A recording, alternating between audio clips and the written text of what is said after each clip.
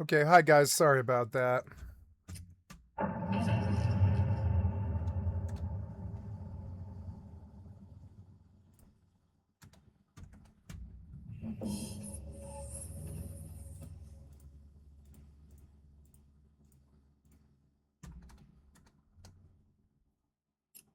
Oh, Jesus Christ, keep your butt out of my face, kitty.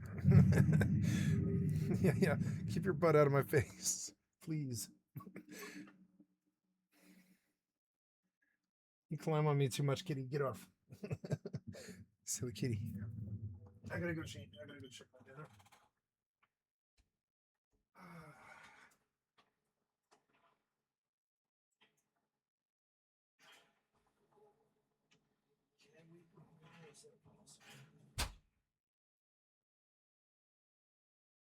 Anyways, 5 minutes. I will check my dinner again. Play. Let's go on Steam and look at the Hades thingy. Hades 2, if only it wasn't isometric. Subnautica. Limbus Company.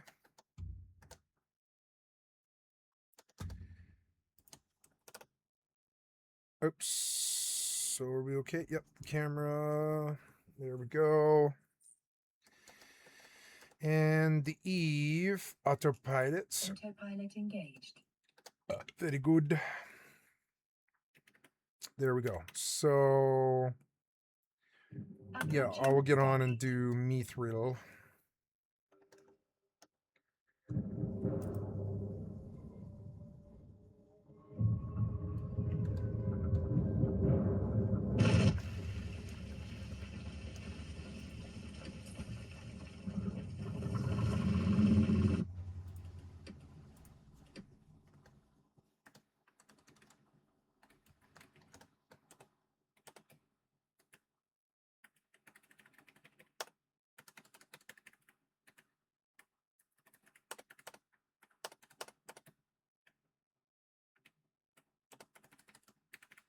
Autopilot jumping.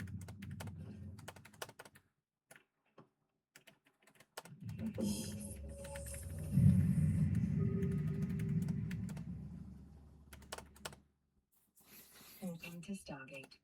Warp drive active.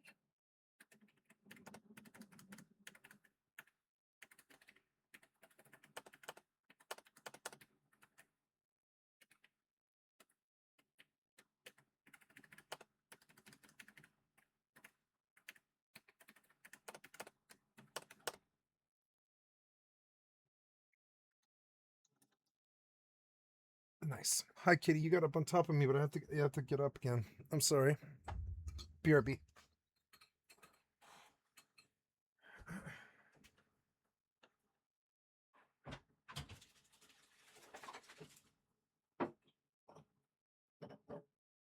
Okay, so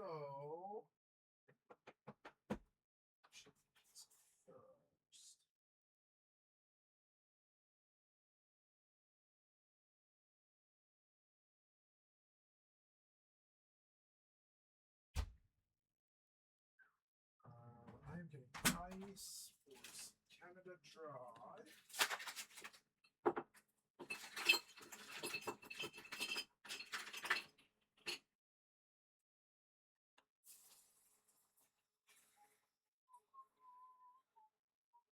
Approaching Stargate.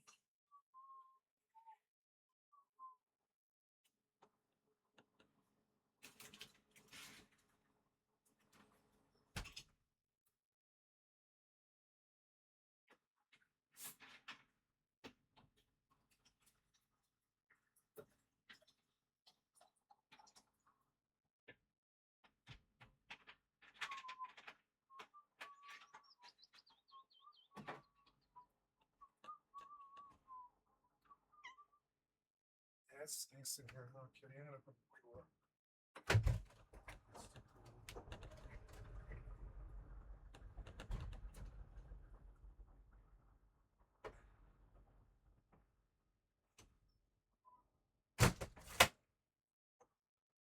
Sorry about the terrible snow, Kitty. I know.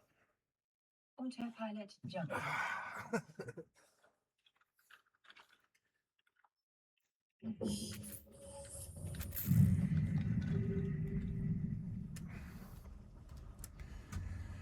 Moving to Stargate.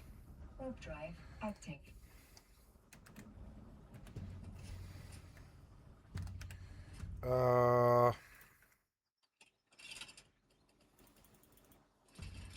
My chess piece is totally gone.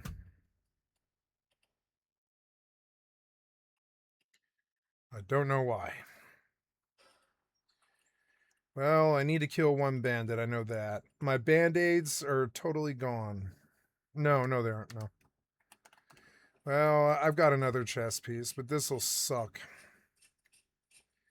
But I will kill one bandit and get this quest done. Come here, wolf.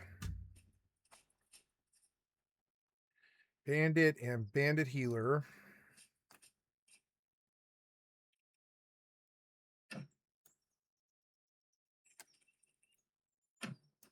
Approaching Stargate.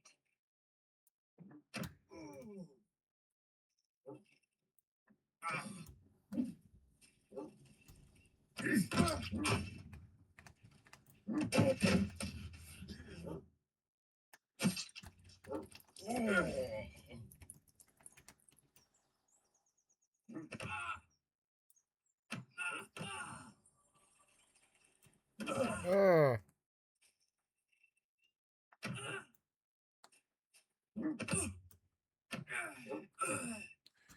I got my quest done. I limped in with the wrong animal and barely got it done, but we got it done. I'm gonna get on this wolf and go turn in. And hopefully I can buy that 500 gold unlock thing for the mastery chart. Gotta check on my dinner, but I'd like to get to the town first. Moving to Stargate. Warp drive active.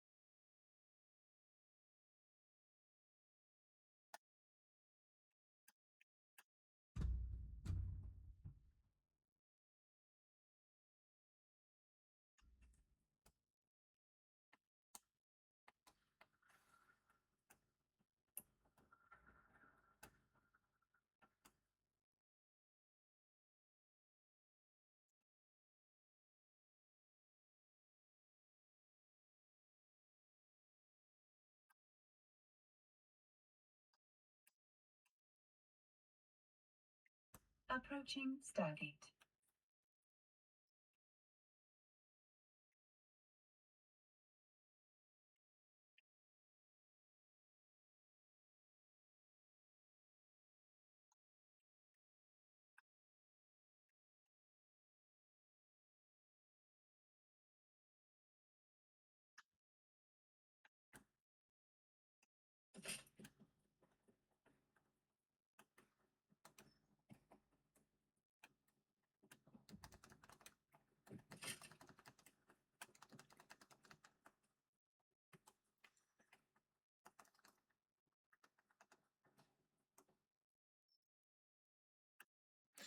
Okay, I gotta go get my dinner out of the oven. I'll be right back. Sorry for the delay. Okay. Let's turn this off. Autopilot jumping.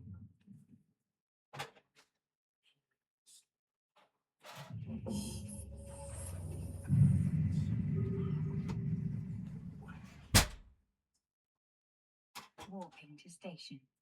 Warp drive active.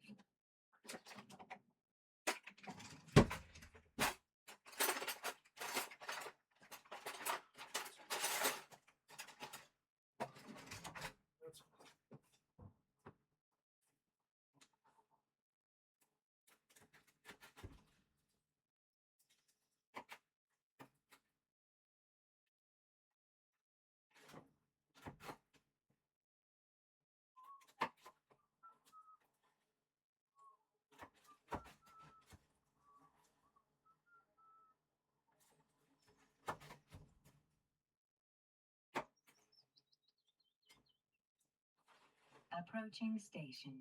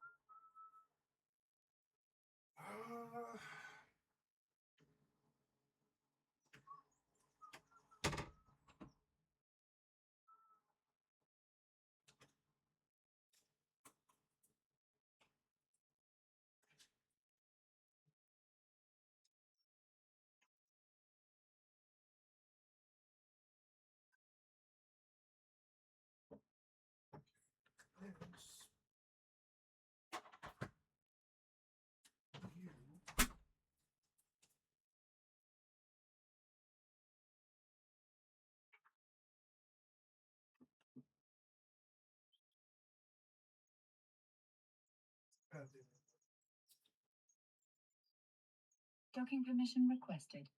Docking permission requested.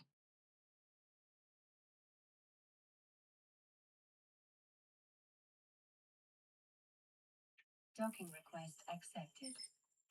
Docking permission requested. Autopilot disabled. Waypoint reached. Okay, my dinner is ready. Let's go see what's on YouTube. Yay. Hi, kitty. It's my dinner time. Nope, nope. Get off. Dinner time.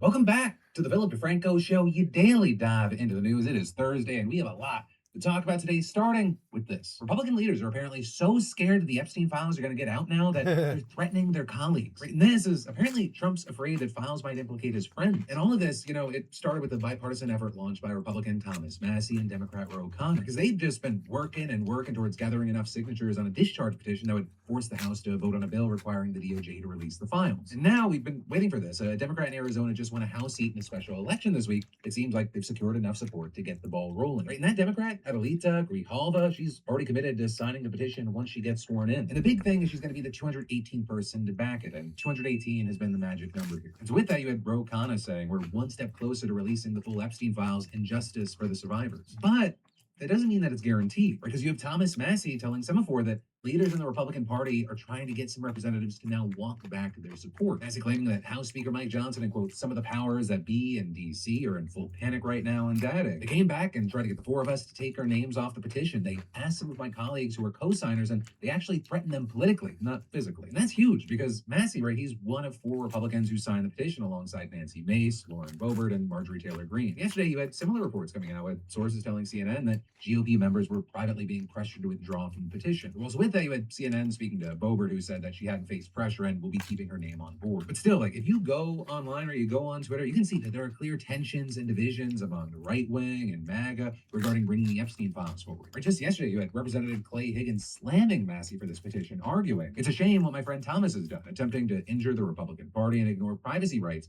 of hundreds of innocent Americans who may have their life turned upside down because of his weird petition. Notably, that's a part of a talking point that Mike Johnson has been using over and over, claiming that the legislation, it doesn't go far enough to protect the victims whose information could be in the files. But Massie, he's not only defended himself against that claim, but said that Republicans, they need to just essentially get over it and brace for a vote. They're going to have a vote. I think they're coming to terms with that. I'm going to bet the speaker is probably going to hand out hall passes to some congressmen because this is an 80-20 issue. With all this, I think it is worth noting that it's not going to force the Epstein files to be released overnight. With this petition, it won't actually see any official forward motion until Congress reconvenes and after it officially lands 218 signatures, and they have to wait 7 legislative days to actually vote on it. And that is, you have places like the New York Times knowing that Mike Johnson's going to likely have a few paths to try to put the vote off on his end. There, you had Massie arguing that if Johnson does try to evade the vote, there's enough notoriety on the issue that people will know that he's sweeping this under the rug. And so you have Massie arguing it would be a very bad look. But also, of course, there's the question of, what is the Senate going to do if the ball lands in their court? Well, with that, I think it's important to keep in mind that the Wall Street Journal, they just did a piece about the White House's effort to rein in the Epstein discourse. And it basically explained how the Trump administration is trying to handle it from January until right now. And TLDR, it sounds like no one at any point has ever been on the same page for even a minute. Some of the standout moments from the article include the Journal saying Trump has told aides he was worried some of his friends might be mentioned in the files and has complained that people people should be talking about the administration's wins, not about Epstein, according to people familiar with the comments. Adding at other times, he worried aloud that the files might have been doctored to hurt him. And then on top of that, you had sources reportedly telling them that Trump told aides he couldn't understand why people were so obsessed with the deceased financier and sex offender.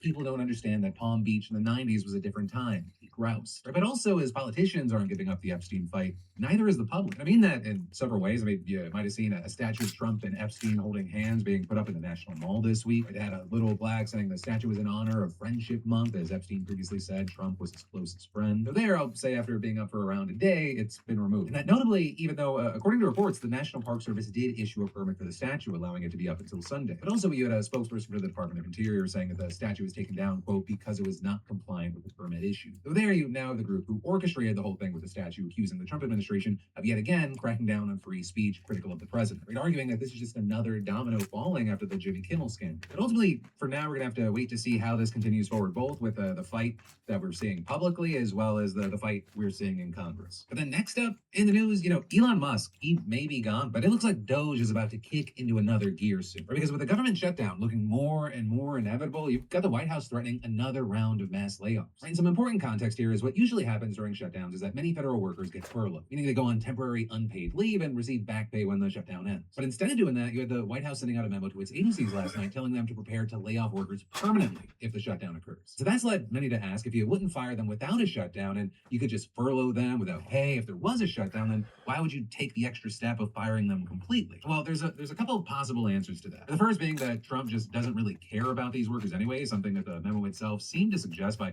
singling out positions that it deems, quote, are not consistent with the president's political agenda. In fact, it even states that government functions that Republicans like, such as defense and immigration enforcement, will continue uninterrupted because they're funded by the big beautiful bill, thereby implying that the stuff the Democrats like, which covers, most of the government, it would be effective. Also, the second possible explanation for this memo is that Trump's trying to force Democrats to pass a funding bill next week, or some describing it essentially as a hostage situation, threatening the federal workforce if the Democrats don't hand over the cash. And it's also essentially how the president of the Government Workers Union put it in their reaction to the news, writing federal employees are not bargaining chips. They are veterans, caregivers, law enforcement officers, and neighbors who serve their country and fellow Americans every day. They deserve stability and respect, not pink slips and political games. But from the White House's perspective, or at least it's the narrative they're trying to push out there, it's actually the Democrats who are threatening a shutdown in the first place. Right? Because last week you had Republicans putting forward a short-term funding bill that they called clean, meaning it didn't contain any partisan politics, where it just kept the status quo going. But then you had Senate Democrats blocking it, proposing an alternative bill that contains more than $1 trillion to reverse cuts to Medicaid and other health programs and extend the Obamacare subsidies. But then you had Republicans blocking that too, leaving one more chance to break the deadlock. And Trump, he was supposed to have a meeting with Chuck Schumer and Hakeem Jeffries, but already over the weekend, he seemed pessimistic. We'll continue to talk to the Democrats, but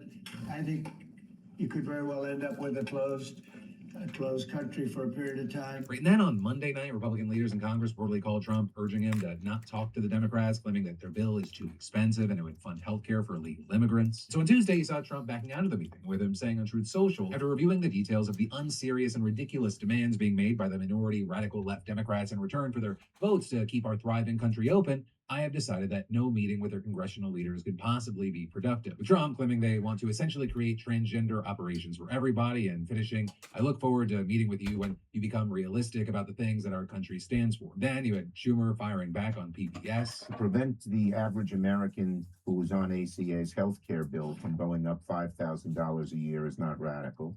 To try to keep so many rural hospitals which are in danger of closing is not radical. He is derelict in his duty as president. He should be sitting down with us. Now, even after the threat to fire workers en masse again, Schumer still is not backing down, with him writing, "This is an attempt at intimidation. Donald Trump has been firing federal workers since day one, not to govern, but to scare. These unnecessary firings will either be overturned in court or the administration will end up hiring the workers back, just like they did as recently as today." Tonight, you got many saying this is a huge move for Schumer, who just 6 months ago angered a lot of the Democratic base by refusing to block a Republican funding bill and cause a shutdown. But also, it should be noted that a lot has changed since then. You've even got people like Ezra Klein now arguing that the conditions that made the shutdown a bad idea in March no longer exist. We're saying first, shutting down the government might have shut down the courts, which at the time were blocking many of Trump's most aggressive actions. Second, shutting it down would have given Trump more authority to allocate the remaining funds, which could have empowered Doge to fire more people faster. And third, shutting it down could give Republicans a scapegoat for the economic crisis that Trump was creating with his tariffs. But arguably, all three of those things don't apply anymore. Right, first, the courts, especially the Supreme Court, they've given Trump much of what he wants. Second, Doge's assault has simmered down, Elon Musk has left, and Trump appointees have taken over. And third, Trump's already taken the political hit for his tariffs, and the markets have settled into this new normal. Plus, even with this week's threat to fire more workers, you have many arguing that Trump will do it anyways with or without a shutdown. And as evidence of that, you have a lot of people reporting to the fact that he's gotten away with pretty much all of his firings thus far, especially thanks to the Supreme Court. Earlier this month, for example, a federal judge ruled that the mass firings of probationary workers was illegal, but they declined to order that they be reinstated, saying not only had too much time passed, right, the workers had already moved on with their lives and found new jobs, but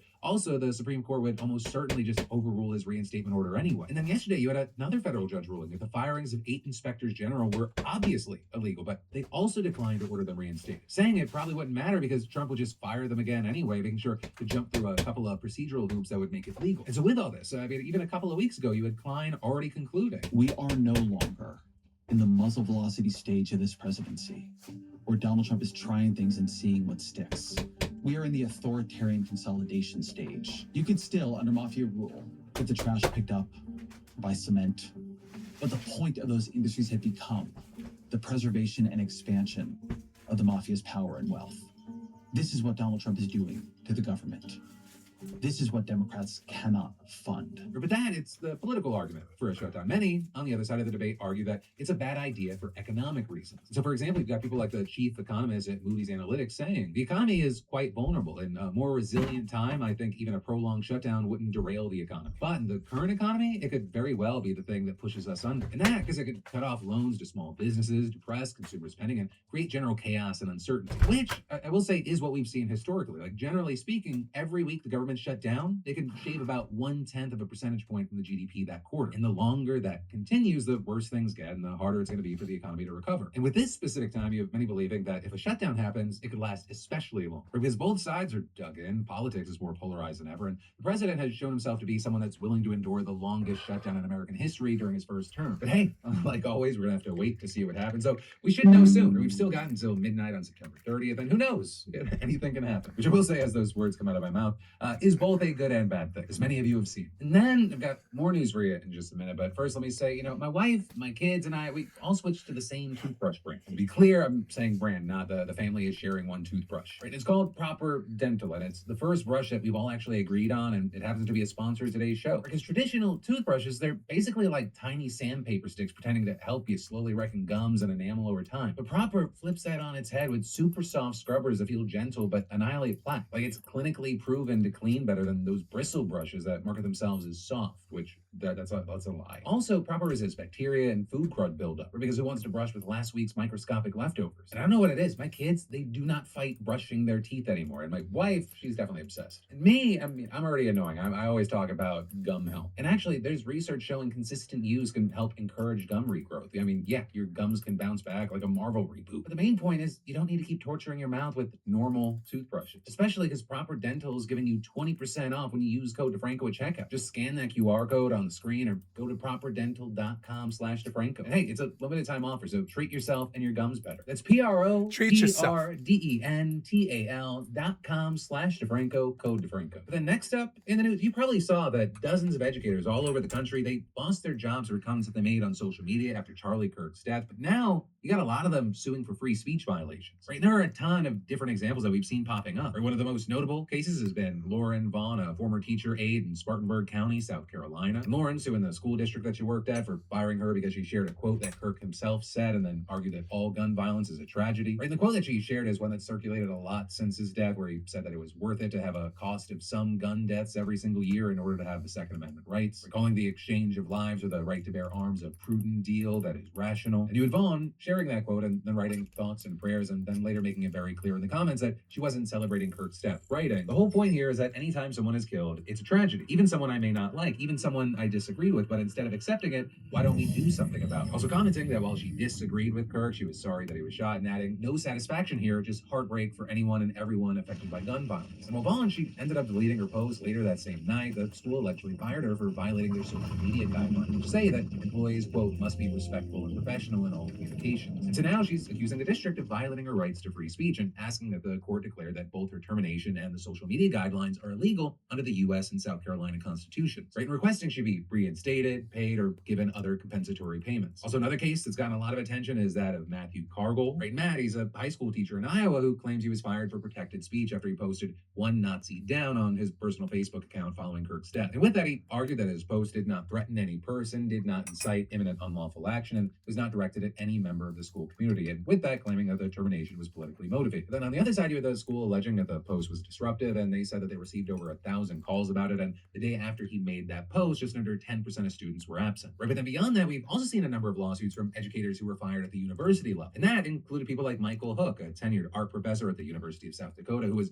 fired for a Facebook post where he wrote, "Where was all this concern when the politicians in Minnesota were shot in the school shootings and Capitol Police? I have no thoughts or prayers for this hate-spreading Nazi." A shrug, maybe. And while he deleted that post a few hours later and apologized, you had top Republican leaders in the state, including the governor and the state. And this is why I don't use social media. Termination. Then you fast forward to yesterday, and you have a federal court temporarily reinstating Hook while his case alleging free speech violations plays out. Right on this front, you also saw things like the ACLU of Indiana filing a lawsuit on behalf of the former director of health promotion and advocacy at Ball State University. Right in there, alleging that the school violated her First Amendment rights by firing her for a post where she wrote that she couldn't be friends with people who thought that Kirk was a wonderful person, but added, "His death is a tragedy, and I can and do feel for his wife and children," and saying that she will pray for his soul, and continuing, "Charlie Kirk's death is a reflection of the violence, fear, and hatred he sowed. It does not excuse his death, and it's a sad truth." Right, but like the other cases that we've seen, you had the university claiming she was fired for causing a disruption. But a very big thing there is that you had the ACLU arguing that it was actually the people who politicized her message online who amplified the disruption, including the state's attorney general who shared the post. And again, a big thing is these are just some of the main examples that we've been seeing in news coverage. There are likely already other educators who have filed lawsuits, and there will almost certainly be more in the near future. I mean, it feels like every day there's a few news stories coming out about teachers and administrators being fired over comments that they made. And it seems like that may be connected to Republican politicians and public figures continually pressuring schools to fire employees who post anything they deem inappropriate about Kirk or openly praising those who follow through. I mean, you even had a conservative PAC launching a campaign to expose teachers who made posts that they said celebrated Kirk's death online and encourage people to report them through an online portal. So with all this, you have experts saying that these first suits that we're talking about, they're very likely going to be the key test cases for something that's going to be a much longer and bigger battle. Though also, I'll say, well, we're focusing on education today, that's not where it's been limited, right? We've also seen people all across the private sector losing their jobs after making comments about Kirk online. And again, that's something that Republican leaders and major conservative voices have pushed for and cheered on. But the big thing there is that you have experts saying it's not a direct one-to-one. It's different in the public education sector because they're public employees. And so their employers, they have to meet a higher bar to fire them for speech than someone who works at a private company. They have to show that a staff member's post created a disruption, like interfering with classes or the operation of a school. But with that, you've got people like Adam Goldstein, who's the vice president of strategic initiatives at the Foundation for Individual Rights and Expression, saying that generating controversy or complaints, it's usually not enough to warrant a fire. And with that, arguing that in many of these cases, the teacher's punishment is not proportionate to their alleged offense, especially because there are other disciplinary actions that can be taken without going as far as a full-blown termination. Explaining it's very weird to live in a world where Charlie's wife can forgive the shooter, but we can't forgive a teacher who quoted him. But again, even just today, we're talking about a wide range of posts here. And so as we wait to see what happens in a number of those,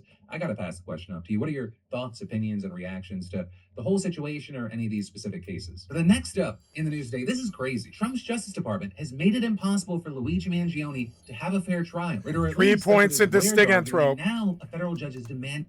I blew 500 gold and I put 3 points into Stiganthrope and I get 3% more health gained. We'll see if that makes this bandit stuff a little bit easier. Now I've got 23 gold left in Fab and I'm going to go buy a chess piece.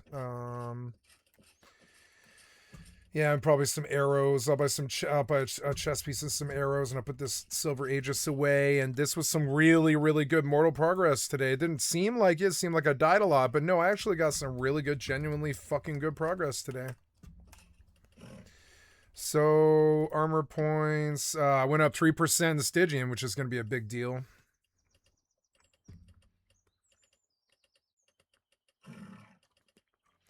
Equip slot, torso, piercing defense. I want at least 55. Yeah, and like that's, yeah, is that probably no time? I want cost lowest first, and there we go. There's dragon plate with 55 for 3 gold. We'll take it. Okay, a little bit better. Cheap merc for, yeah, I could probably do better than this. I think I'll probably buy more. I'll probably buy a helmet now, too.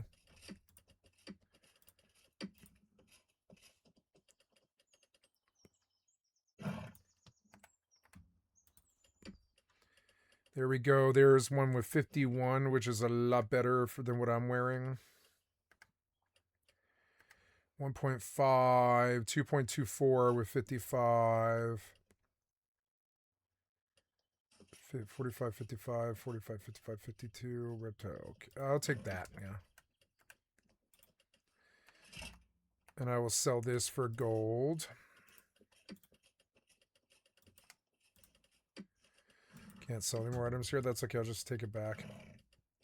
Then, what else? This thing could be better. Oh, yeah, that could be way, way better. That shitter steel. So, let's go let arm right. 50. 40, 52, 47.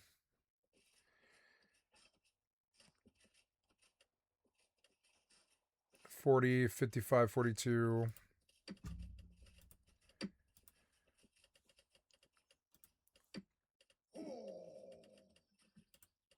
There we go. And then finally, I think these are good. I don't think they are though.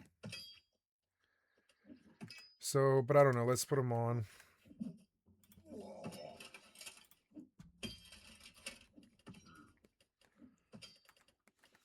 Okay, so my current armor weight is 15 out of 20. I can take 5 more pounds. If I take off this, yeah, 3.86. If I take this off, I can probably actually really like wear another piece. Yeah, I probably should buy another pair of pants actually. Armor pants. Equip slot, legs, and we're looking for 50 piercing, 50 slashing defense or piercing, 50, whatever it is, yeah, 50 piercing or whatever, 50, apply. 40, 52, 47.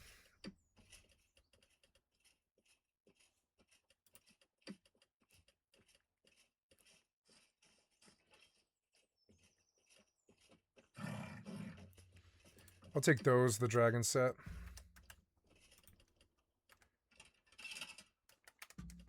And I'll take the rest of, or I'll leave the rest of this here, and I'll just use it for another set someday.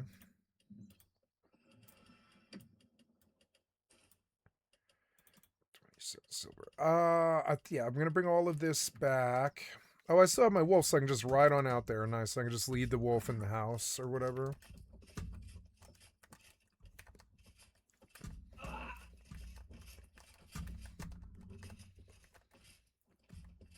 Or maybe I don't have the wolf anymore. Oh, no, there it is. So let's go back to the house.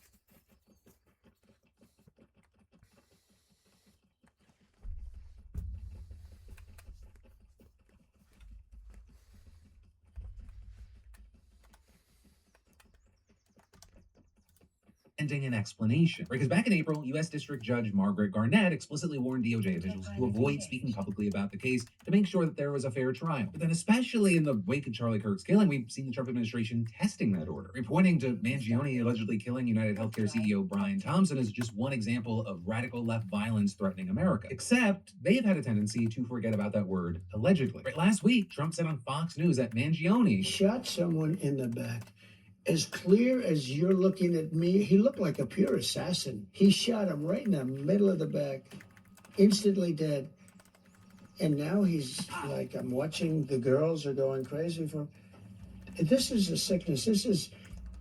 this really has to be studied and You investigated. then had a White House related account posting that clip. The deputy director of the DOJ's public affairs then shared that post and added, POTUS is absolutely right. And the chief of staff to the deputy attorney general then shared that post. So that's also not where it ended, because on Monday you had White House press secretary Caroline Leavitt referring to Mangione as a left-wing assassin. And then the next day you had deputy chief of staff Stephen Miller saying that Thompson was brutally gunned down by another self-described so-called anti-fascist. And so with all that, you've had Mangione's lawyers arguing that the administration had indelibly prejudiced Mr. Mangione by baselessly linking him to unrelated violent events and left-wing extremist groups, despite there being no connection or affiliation. And then adding, the attempts to connect Mr. Mangione with these incidents and paint him as a left-wing violent extremist are false, prejudicial, and part of a greater political narrative that has no place in any criminal case, especially one where the death penalty is at stake. And in response, you had the judge agreeing that it at least appeared that the administration had violated her earlier warning. And so with that, she ordered that the government submit a sworn declaration by the end of the week explaining how these violations occurred and what steps have been taken to ensure none occur in the future. And she also warned that any additional violations could result in sanctions, including financial penalties, contempt of court findings, or what she called relief specific to the prosecution of this matter. And actually, notably with that, she was just talking about those Justice Department officials reposting Trump. She also said she would consider Trump himself, as well as the comments made by Leavitt and Miller, when she considered a motion filed over the weekend challenging the DOJ's decision to seek the death penalty. Right, and with that, you had Mangione's lawyers arguing that the DOJ, they violated his constitutional rights and they prejudiced the case against him, including by putting that whole arrest into a spectacle that highly choreographed purpose that lawyers argued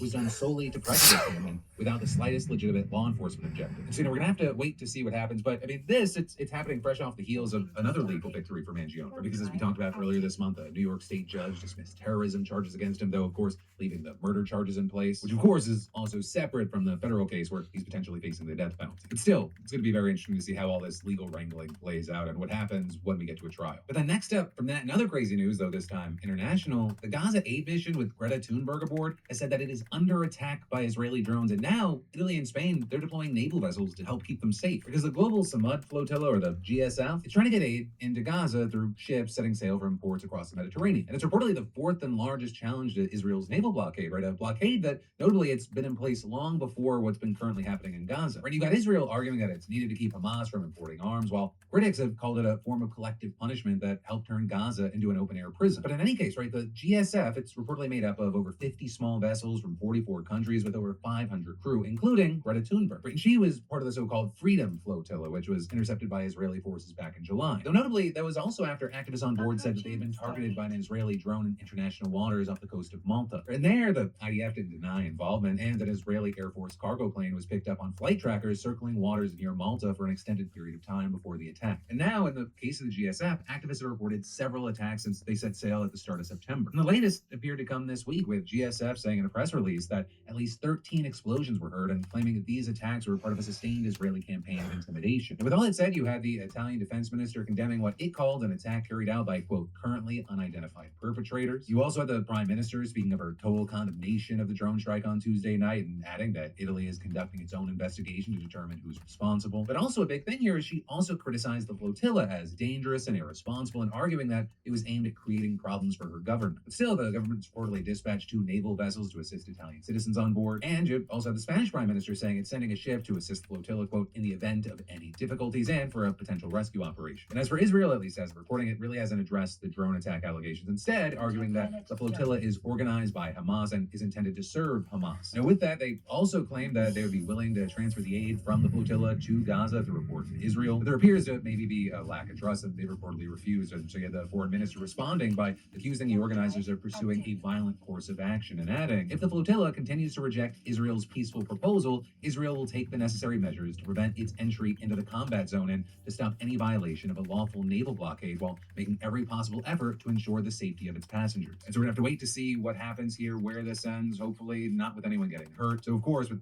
that said, that's not the case inside of Gaza, where the Israeli military has just ramped up its ground offensive into Gaza City. And with that, you're seeing reports that they've killed nearly 100 people throughout the territory yesterday, including 55 people in Gaza City alone. Right, and all of this, it's playing out after last week an independent United Nations inquiry concluded for the first time that Israel has committed genocide in Gaza. But then next up from that, we've got to talk about how Donald Trump is ready to offer Argentina a multi-billion-dollar bailout to help his friend Javier Milei stay in power. But to start things off, an important thing to know is that Argentina's economy, it has faced crises for decades. When Javier Milei inherited that economy, he started implementing radical pro-market reforms and harsh austerity measures that have reduced inflation. But that's also involved major cuts to wages, pensions, education, culture, and public infrastructure. Right, and so with that, you've seen his policies sparking mass protests, and lawmakers even recently voted to overturn his vetoes to restore funding for public health and education. And all of that while also his popularity hasn't been helped by the fact that his administration has been racked by corruption scandals. So what we ended up seeing is Milei's party losing a key provincial election by a landslide earlier this year. That then also resulting in investors pulling their money out of the country, worried that he's no longer going to have the support that he needs to keep up his business-friendly agenda. But despite all that, Milei, who campaigned on making Argentina great again and has lavished praise on Donald Trump, he's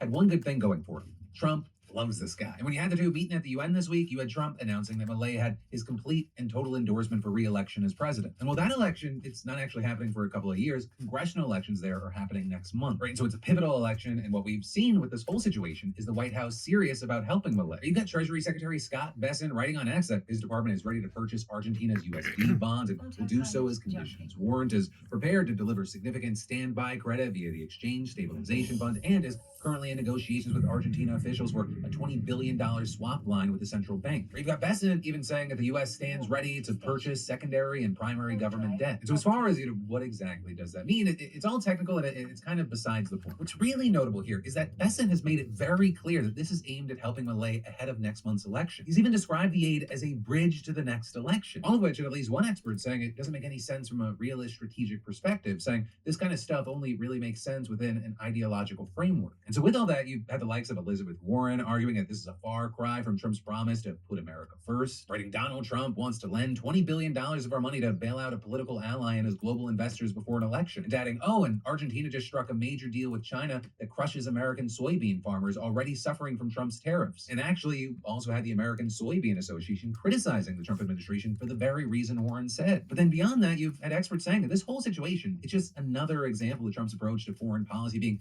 largely based on whether he likes the person in power. You've got a former senior U.S. State Department official and expert on Latin America explain it. You see a stark contrast between how the U.S. treats leaders who are perceived as friendly versus those it perceives as unfriendly. But adding the definition of friendly is what has changed. It is not as much a state-to-state relationship as we might have seen in the past. It's more about personalities and individuals. But largely with all of this, it's going to be a waiting game to see what happens in next month's elections in Argentina. Right? Does this actually affect it? What does it look like in the months and maybe next 2 years? Regardless of which way it goes, it feels like something big is brewing. And that, well, it brings us to the end of this video, though you've got even more just a click away. Or you've got a brand new mini-sode on my podcast, In Good Faith. We had Josh Shapiro on today. And or you can just click or tap right here to watch the newest Philip DeFranco show that you haven't seen yet. For better and worse, there's always a lot more to learn about. Hey, I've got links to both of those in the description down below, whether you want to listen on Spotify, Apple Podcasts, YouTube, or wherever else you prefer to get filled in. But as always, thank you for watching. I love yo faces, and I'll see you right back here on Monday.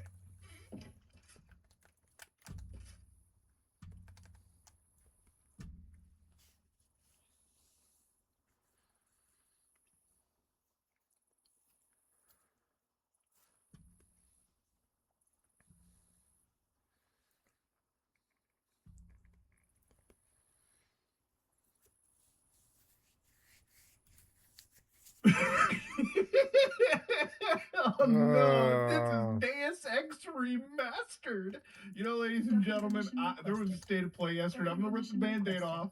I think most state of plays or Nintendo Directs or Xbox or whatever the heck they call them, most of these are a nothing ever happened scenario, okay?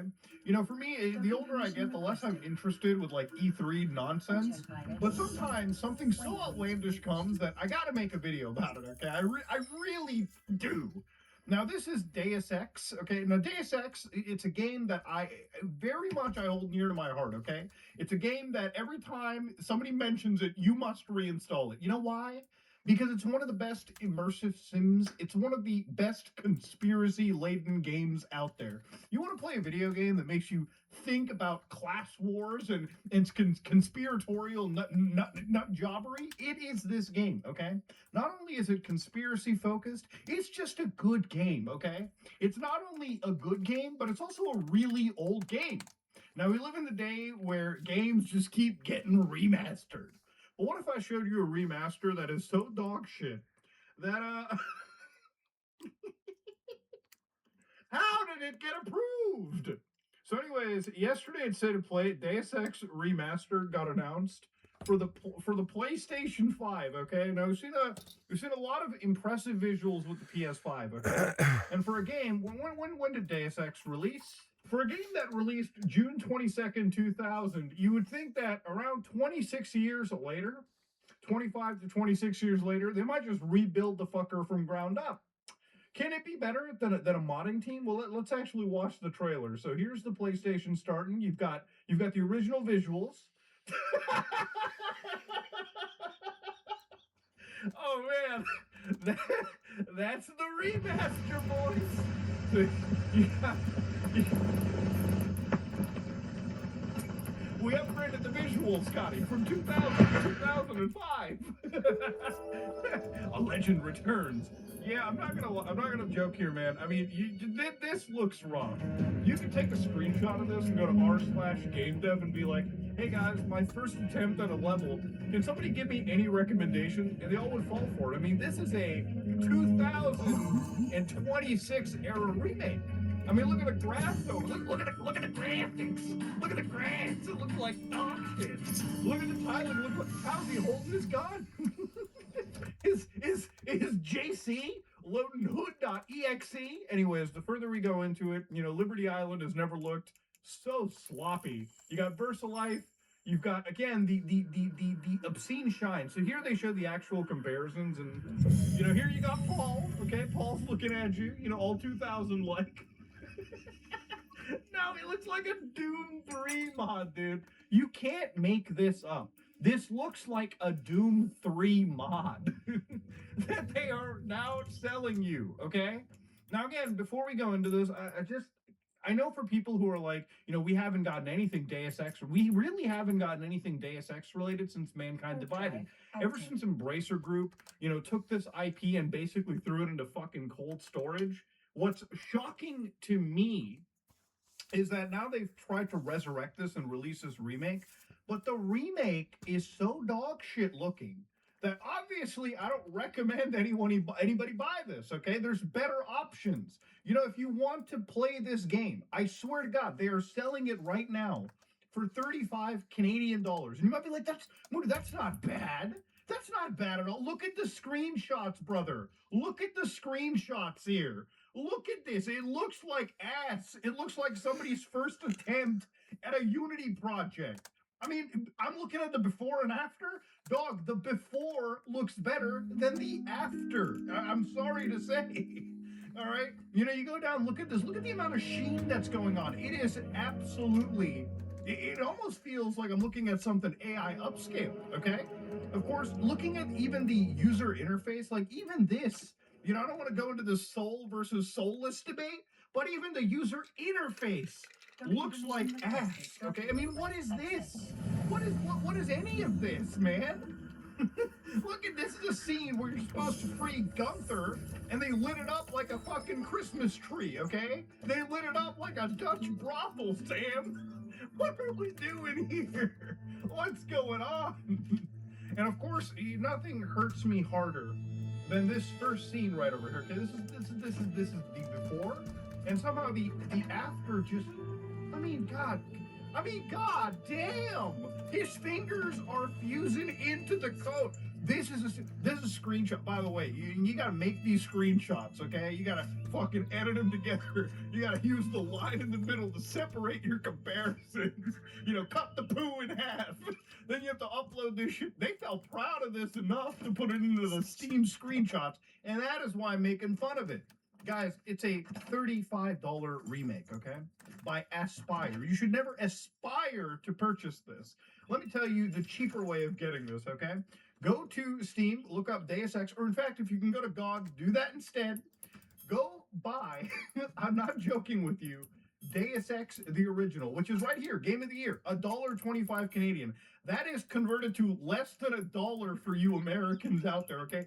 Less than $1, you can buy the original game. And then there's a mod called Deus Ex Revision, which is free, okay? Free, meaning you can download this for free, And it comes with all the like AI enhanced or like just enhanced, like it's a community mod, a community made mod that has made like visual upgrades, and you can disable all of the level changes and modifications. You can play that original vanilla Deus Ex experience without paying $35 fucking dollars for the worst remaster that I've ever seen. And it kind of hurts because you know they're doing this to revive like any interest. It's like, ooh, could we make another day? Could we finally finish this Adam Jensen trilogy we left on hold for 8 years? And if nobody buys this, well, you know, obviously corporate gaming world overlords will look at this and be like, well, clearly no one's interested. Dog, no one's interested, okay, because you just released dog shit. I mean, let's go further into this trailer, okay? You've got more of these, like, lighting changes. You know, there's some reflection work going on. You've got Walter White over here, okay? He survived. He survived the ending of Breaking Bad. He's working in Majestic 12, okay? I mean, dude, you can't make this up. The AI looks like it's the exact same artificial intelligence. This is one of those games where they should have done, I'm not joking with you, like a System Shock ass, you know, full remake. You know, because it's just so old. You know, it's like System Shock 2 old. But they ended up farming this dog shit out to Aspire, which again, they literally could have picked any other studio. They could have went to Night Dive. Okay, they just released System Shock 2 Enhanced Edition, which brought back some real classic old features, I believe, like multiplayer. They really actually put together a proper remaster. And it didn't have to look bad. You know, it just took the original style and kind of like, and kind of just made it work better on modern systems. That's it. And look, to look at more of the actual like footage over here, again, when they're showing it at state of play, literally everything is functionally the same in this game, except for again the upscaling work done onto this game. And look, this scene hits hard, okay? All of a sudden, you have this weirdly lit scene with the worst character models that I've actually ever seen upgraded. They probably should have just kept the original character models. Everything looks so unnecessarily bright. Hold on, I'm getting the call from Sony Legal, I think. New features for the PlayStation 5, overhauled controls, enhanced, you know, I hate the use of the word enhanced visuals. That shit should be liable for a lawsuit. This is not enhanced. Okay, this looks like ass, all right? Even it's funny, look at the explosion. They didn't even modify the graphics for the explosion. The explosion alphas look the same, bro. It's like taking Metal Gear Solid 1 and fucking ruining it, dude. Jesus Christ. You know, when I saw this, I swear to God, nobody was more excited. I was like, oh my God, I get to play Deus Ex again with like super upgraded visuals.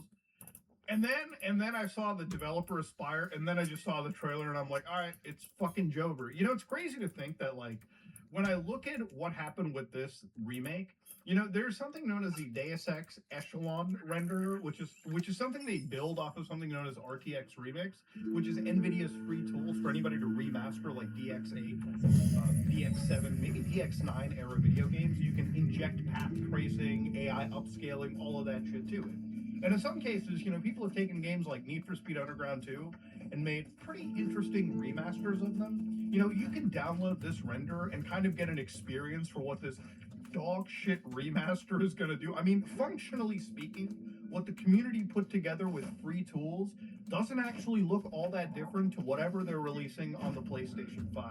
I mean, I'll tell you one thing right now. Up to this point, probably the worst set of remasters I've probably seen have been like, you know, the Grand Theft Auto trilogy, which, you know, art direction was a bit different. A lot of bugs were present, but at least I could tell that they kind of tried to modernize and make the game, you know, sort of playable for for a newer audience, right? Like, for a lot of people that couldn't really the intricacies of old school single.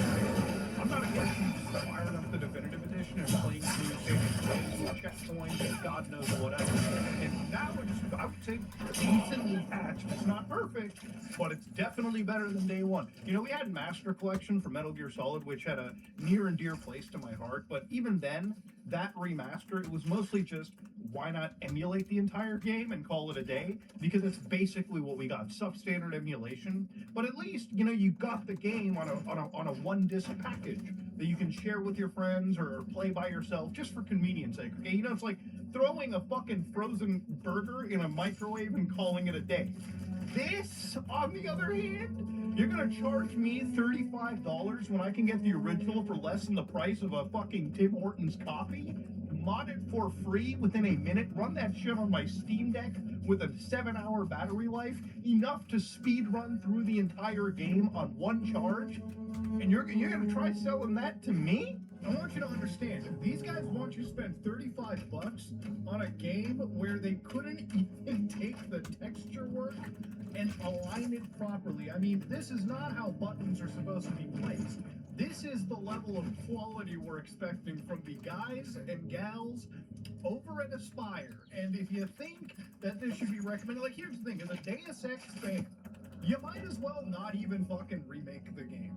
Because I'll tell you something, if the sales are not good for this, and they probably may not be, okay, because let's be real, Deus Ex is the most popping franchise, and this isn't visually impressive enough. Like, if the normies are looking at this and having a giggle, the real fans are also having a pretty huge giggle and a facepalm as well. And if this doesn't sell, then immediately, I guarantee you, the next phrase is going to be, oh, well, nobody cares about Deus Ex. No, bro, it's because you're releasing fecal matter for us to buy, man. Come on. You're gonna try selling that to the people, you know, who you want to bring into Deus Ex. It would have been so sick.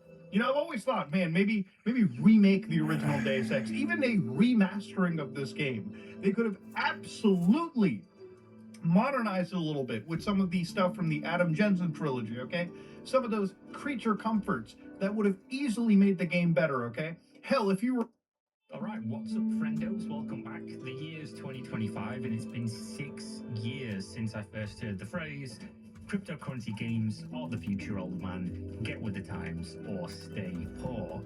We all know 6 years is enough time for games to have been developed, especially with the hundreds of millions of dollars some of these projects have raised.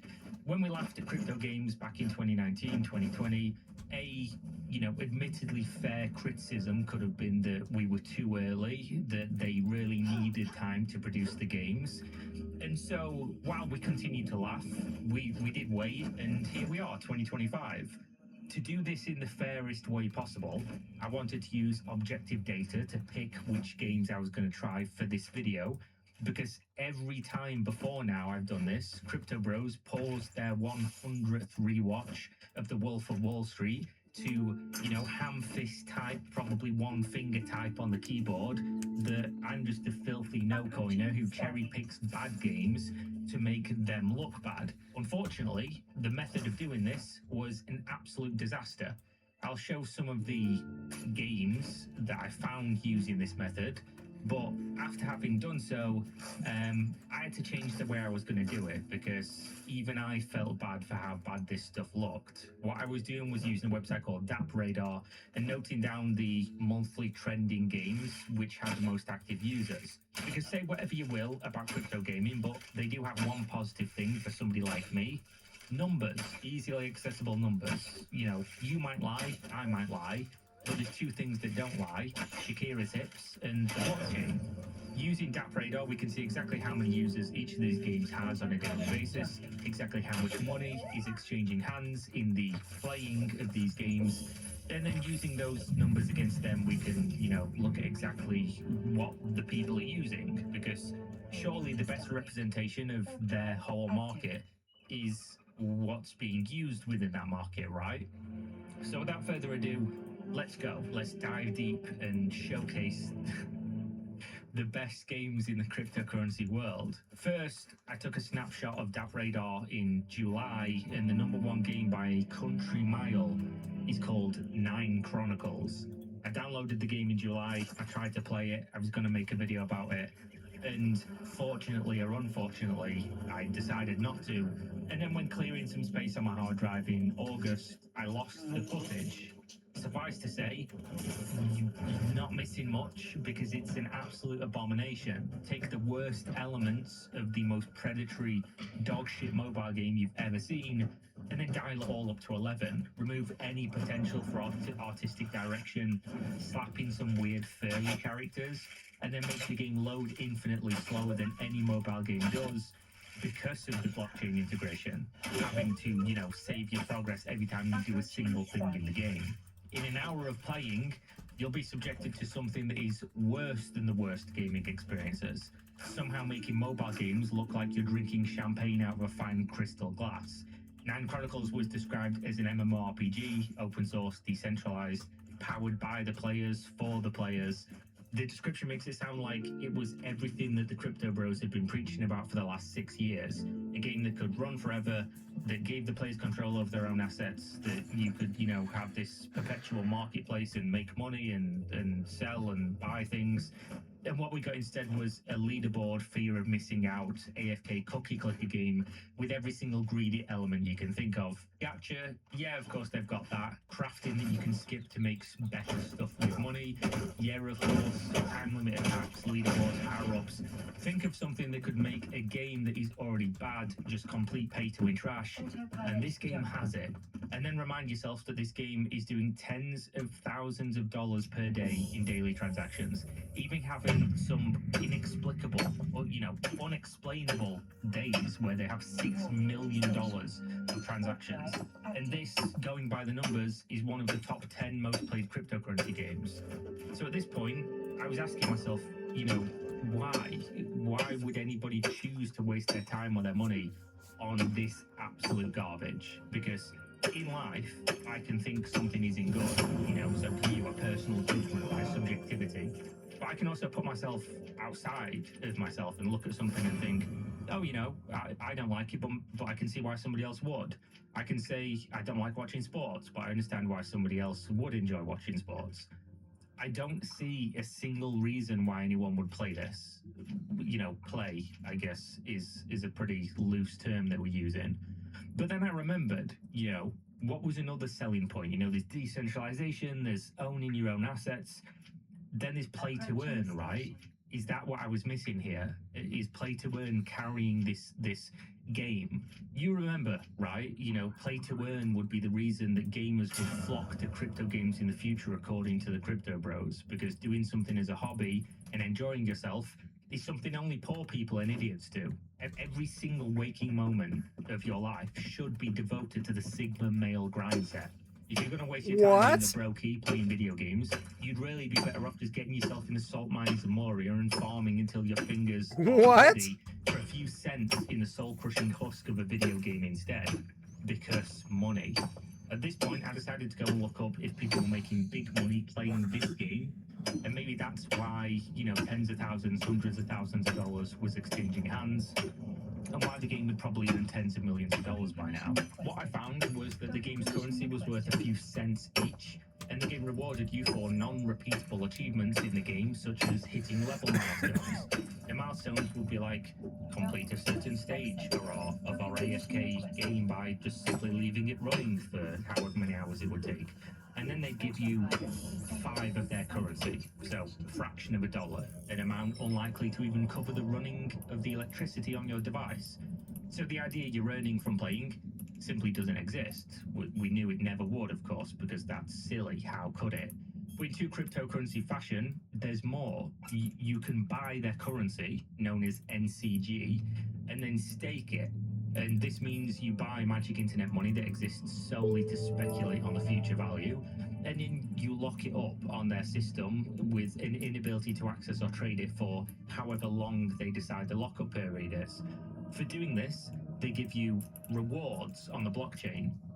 These rewards are, of course, completely pay to win, but due to them being on the blockchain, they're also sellable to other players, meaning you buy the tokens for real money, you lock them up for, however long it's going to be, and then they return you rewards, which you can sell for their currency to other players and then convert, presumably, back into another currency that has a real world value. Not super complicated, I'm probably making it sound worse than it is. Basically, they give you game items, you sell game items to other players for their token, and then that token, assuming that, there's still liquidity in the game system and people want to buy these things and want to buy their token, you can probably then convert their token to Ethereum and then Ethereum to real world money. And the rewards become better on a tiered system based on how much of their token you stake. So basically, their biggest one, you can lock up 10 million tokens, forget this, a 259.9% APR.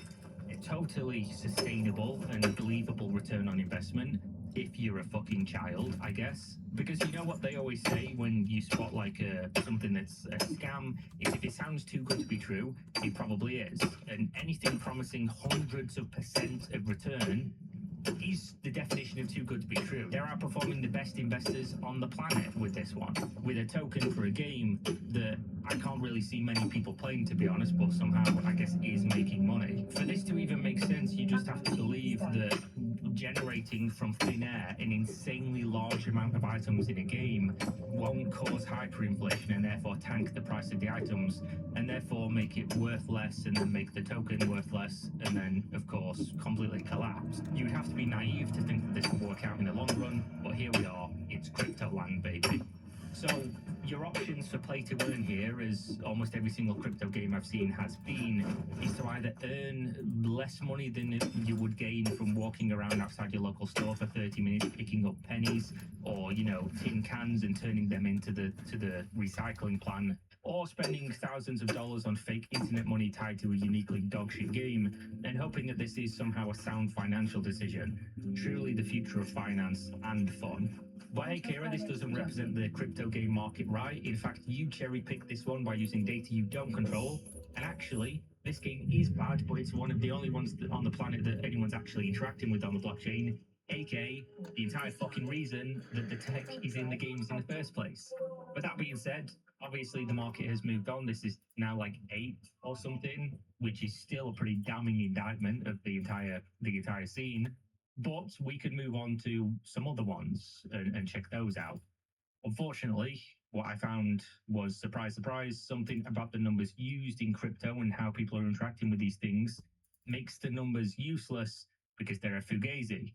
Because the next game on the list was Alien Worlds. And I'm not going to lie to you guys, if 9 Chronicles was bad and I couldn't bring myself to replay the tutorial to show you the gameplay footage, I was never going to download this one. Spoiler, some games we come up to in a little bit I will download and show you the footage of me playing. But for this one, I'll just read you the description and ask you why the fuck would this one be up there on the leaderboards. Immediately, when you click play now on their website, you're greeted with a browser interface that shows you what they call the NFT inventory. Despite signing up for nothing, this thing has zero explanation and looks like a true regression from the browser games I used to play in IT class during high school. Wonder why I failed that one. Aside from that, they apparently have a mobile game you can play. The thing launched apparently a month ago on July 17th and has 100 downloads. So if this is the future, the community must be stuck right alongside me in the past. But I mean, who am I to talk shit when this is their trailer? Enter the arena. Traverse dynamic arenas with speed and precision. Outmaneuver opponents in tactical turn-based combat. Make strategic use of limited consumables. Activate powerful racial abilities to turn the tide. This sounds like... And collect skins to customize your character's look. It sounds like, what's his name? Spread a little mayhem today. It sounds like, what's his name? The, that guy's, the voice sounded like, who am I thinking of? It's, Arch Valdor. I think that was Arch Valdor. It sounded like Arch Valdor. Chain, there's millions of dollars moving hands across months of operation. How? Why? You know, I'm not here to speculate, but yet again, just random days. 10K, 70K, 100K, 4.7. If they face aggro, this would be so bad. 100 people viewing the video of their latest game release. Surely this would be a big deal. I got one. But of course it isn't. People just spending money, moving money. Who knows what's going on there? At this point, I really thought to myself, me cherry picking the games that would be funny to look at was probably going to yield better results than what the on-chain data was showing me, because apparently what people are interacting with in the blockchain world is gambling, things that aren't even games, or games that are worse than mobile games. So instead, I decided to just go to crypto YouTube, you know, trying to find one of these creators that have an audience and not just hundreds of thousands of subscribers back when they used to promise giveaways, and then never give them away. You know the ones, right, where every video is somebody soy jacking over earn $40 a day playing this fucking terrible game, and then every comment is somebody posting their blockchain address hoping that they'll be given some money for some reason. Just basically the Oliver Twist, please sir, can I have some more? Just hoping that somebody's going to slop some crypto into their bowls. Oh, I did forget the other half of the comments of these people saying, actually go look at the game that I'm invested into because I've put lots of money in and I need to make it back. So please talk about it because hopefully that means somebody will buy the things that I spent too much money on. Please, please, before my wife finds out. So I sorted through the recent videos of some of these channels and I came across something that looked fairly promising. It was a game called Calamity. This was right up my alley, you know, I like MMOs, I like RPGs, and this is apparently an action RPG that's also on Steam. The art style looks cool, and since it's on Steam, I won't have to download some ridiculously shady client no one's ever heard of that definitely won't mine Bitcoin on my PC when I'm asleep. So I figured, why not? Let's give it a shot. You know what I found? The game was down for maintenance, so I went to their Discord and discovered I just hit it at the wrong time because the latest update was releasing in the next hour, which was good because obviously I'd be getting, you know, the cool best new version of the game. And in that Discord, I could see dozens, maybe even hundreds of people excited to log in and play, which is a good sign because usually for crypto games, what you find is when you go to their social media, nobody's interacting with them. When you go to the Discord, it's completely dead, apart from a few people talking about what color Lambo they're going to buy when the coin moons. Calamity, at first glance, is a charming, little, old-school inspired action RPG with MMO elements. They describe it on Steam as, quote, an action RPG with engaging classic gameplay you love, conquer dungeons, challenge players, and gear up with epic loot in a world with a player-driven economy. Which sounds promising, right?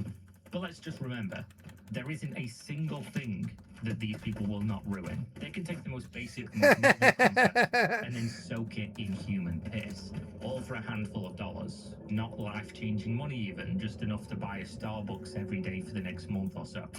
Calamity threw me into a short tutorial, which exposed some of the worst game controls I've experienced in recent years, but nothing I couldn't get used to, before dropping me into the town hub, which seemed to revolve around this portal, and doing dungeons which would scale in difficulty as you progress.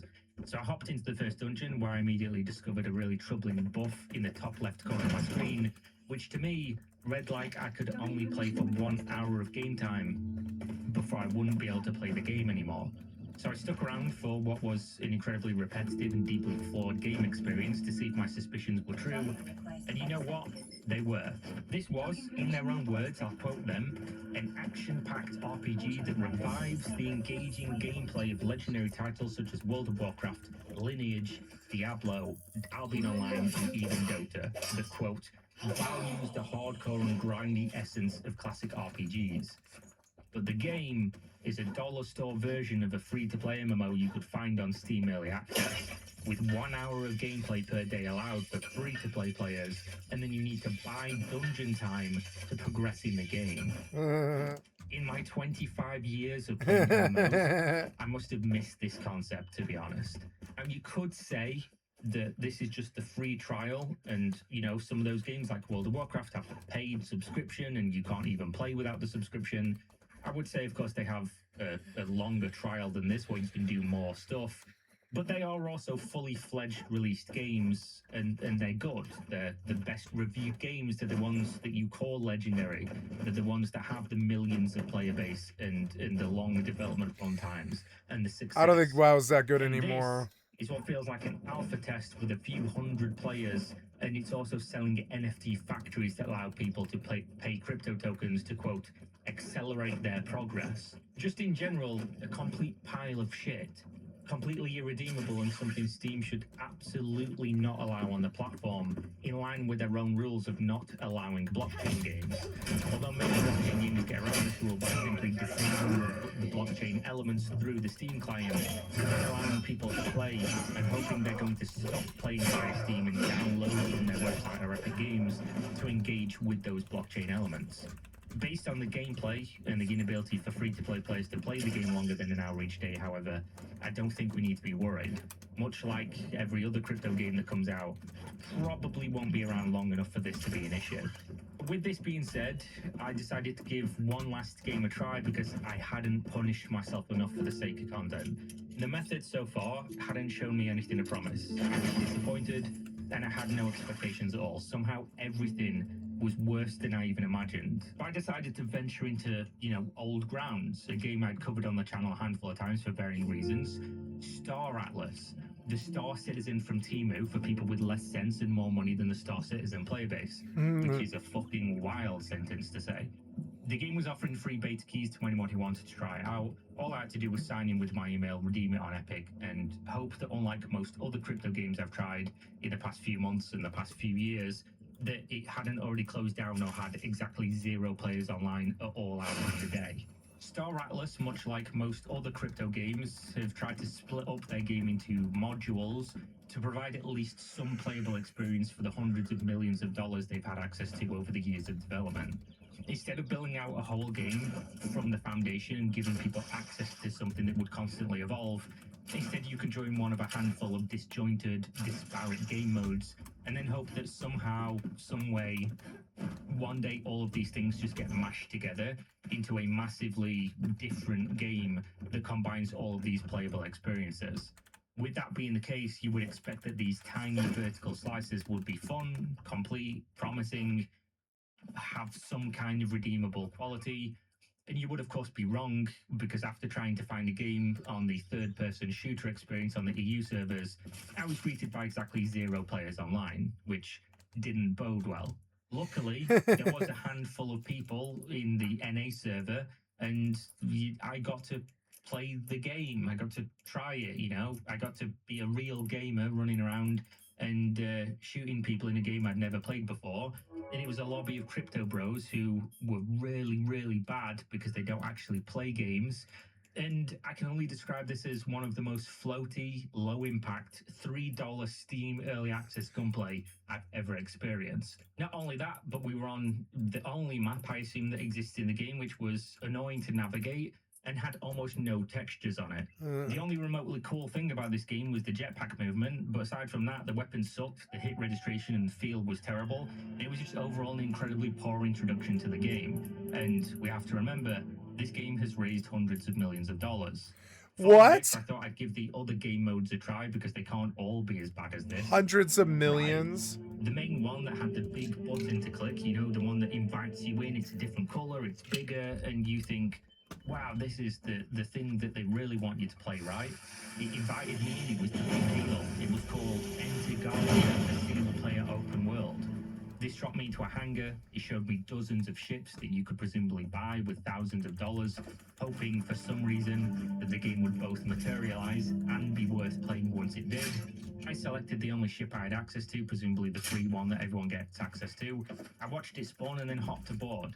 I quickly realized that the Star Citizen from Temu was a much more accurate description than I thought. The ship had hardly any interactive elements, and then I couldn't help. Yeah, that's how Kango was. One of only 3 interactive elements that Kango was good though. Was a gunner seat that literally didn't even do anything except have my character turn into one of those air-blowing mascot things with the wavy arms, and then a pilot seat that whenever I clicked made my entire screen turn black and sometimes crashed my game. Even when I got out of the seat, I could hear my character shooting, running around, doing things, but the screen remained black. And then, of course, if I tried to get on again, it would crash. No matter how many times I tried, I couldn't get the ship to actually do anything to even try the game in the first place. So their main feature, the big grand experience that they're advertising, was this. It was a gun game tucked away behind a few menus with less than 6 people playing it, and a single-player open-world experience that ended before I could even get to see the ship interface.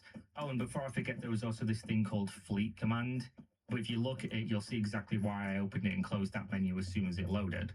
But at least it did load, I guess, so, bonus points for that compared to the other stuff.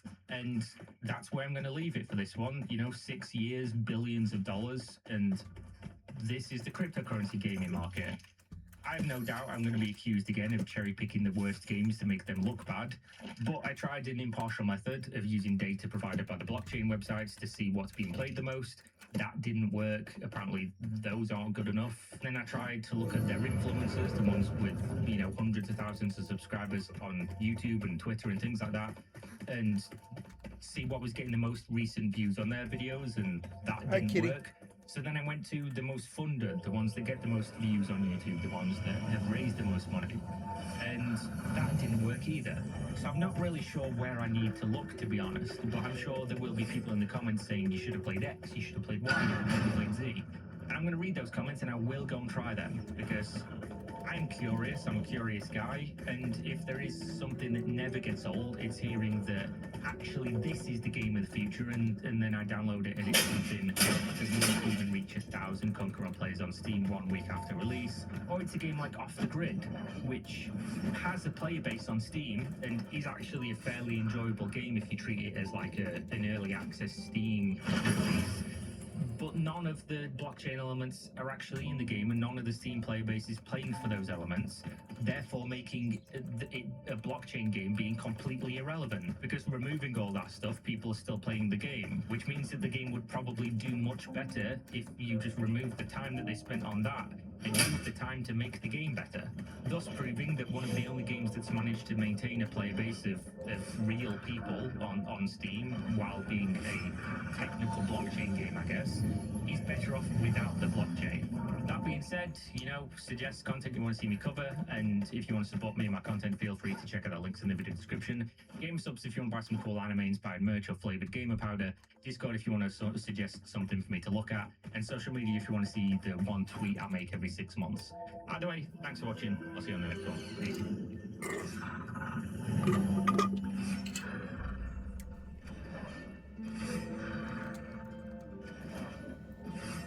Autopilot engaged.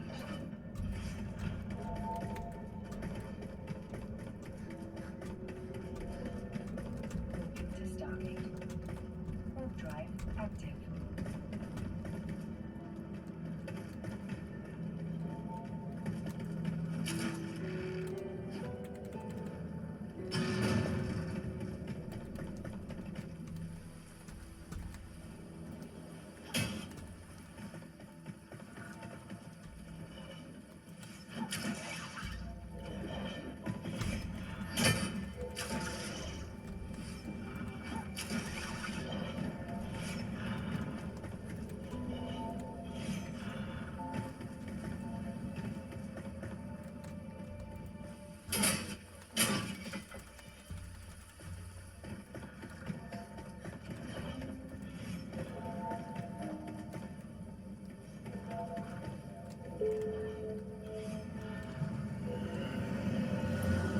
Axiom Flux. I'm alright.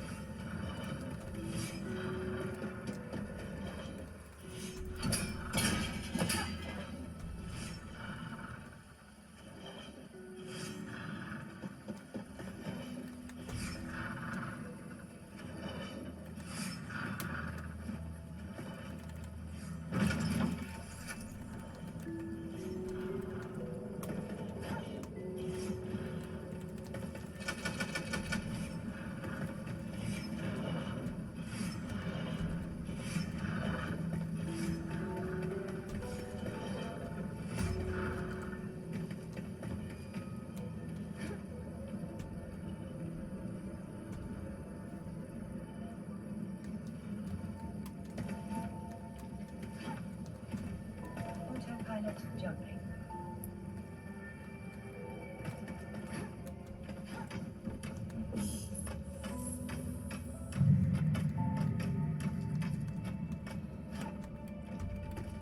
Warping to station. Warp drive active.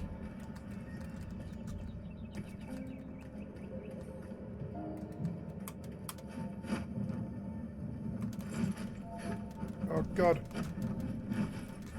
Don't send me home, no.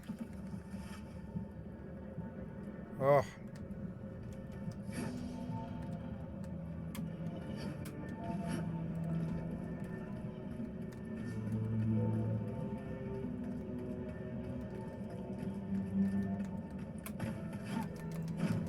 Oh God. Jump, damn it. No. Ah.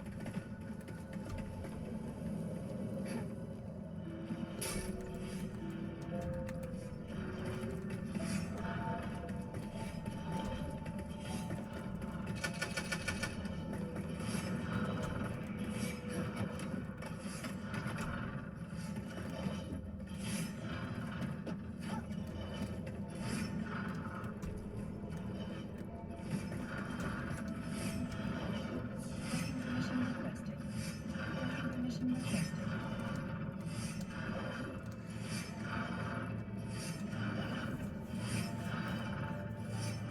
Docking request accepted. Docking permission requested. Project pilot completed. Waypoint reached.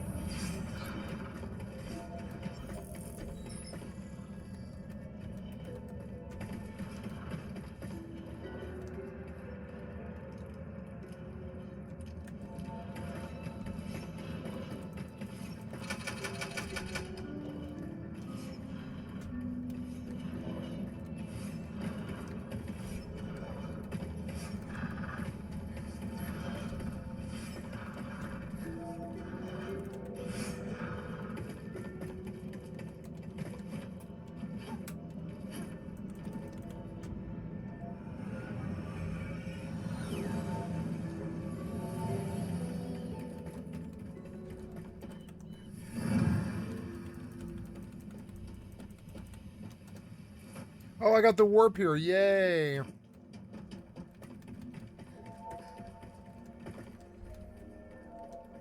Wow.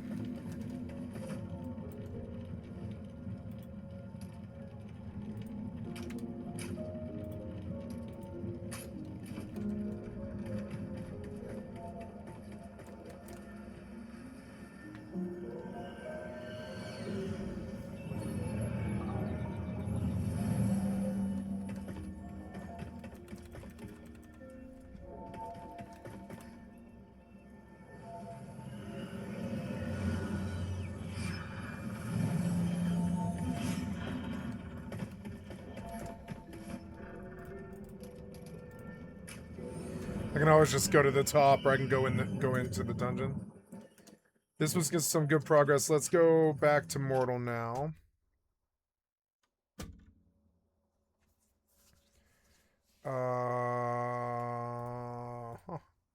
And I'll go try and kill some bandits. It was just dark. I didn't really want to fight the fight at night.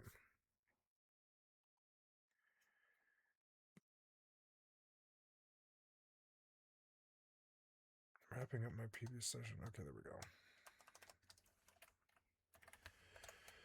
Hope I have ran out of mithril ingots. We're gonna sell them. Sell them. 3701. 3701. I think that's all the mithril that I want to do today. I'll go farm some elementals.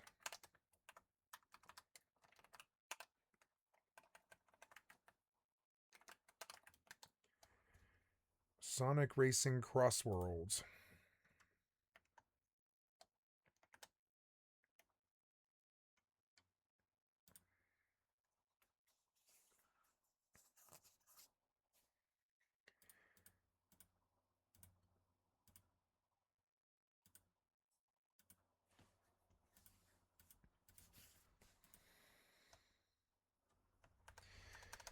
I wonder if they ever cracked Borderlands 4. Let's go take a look.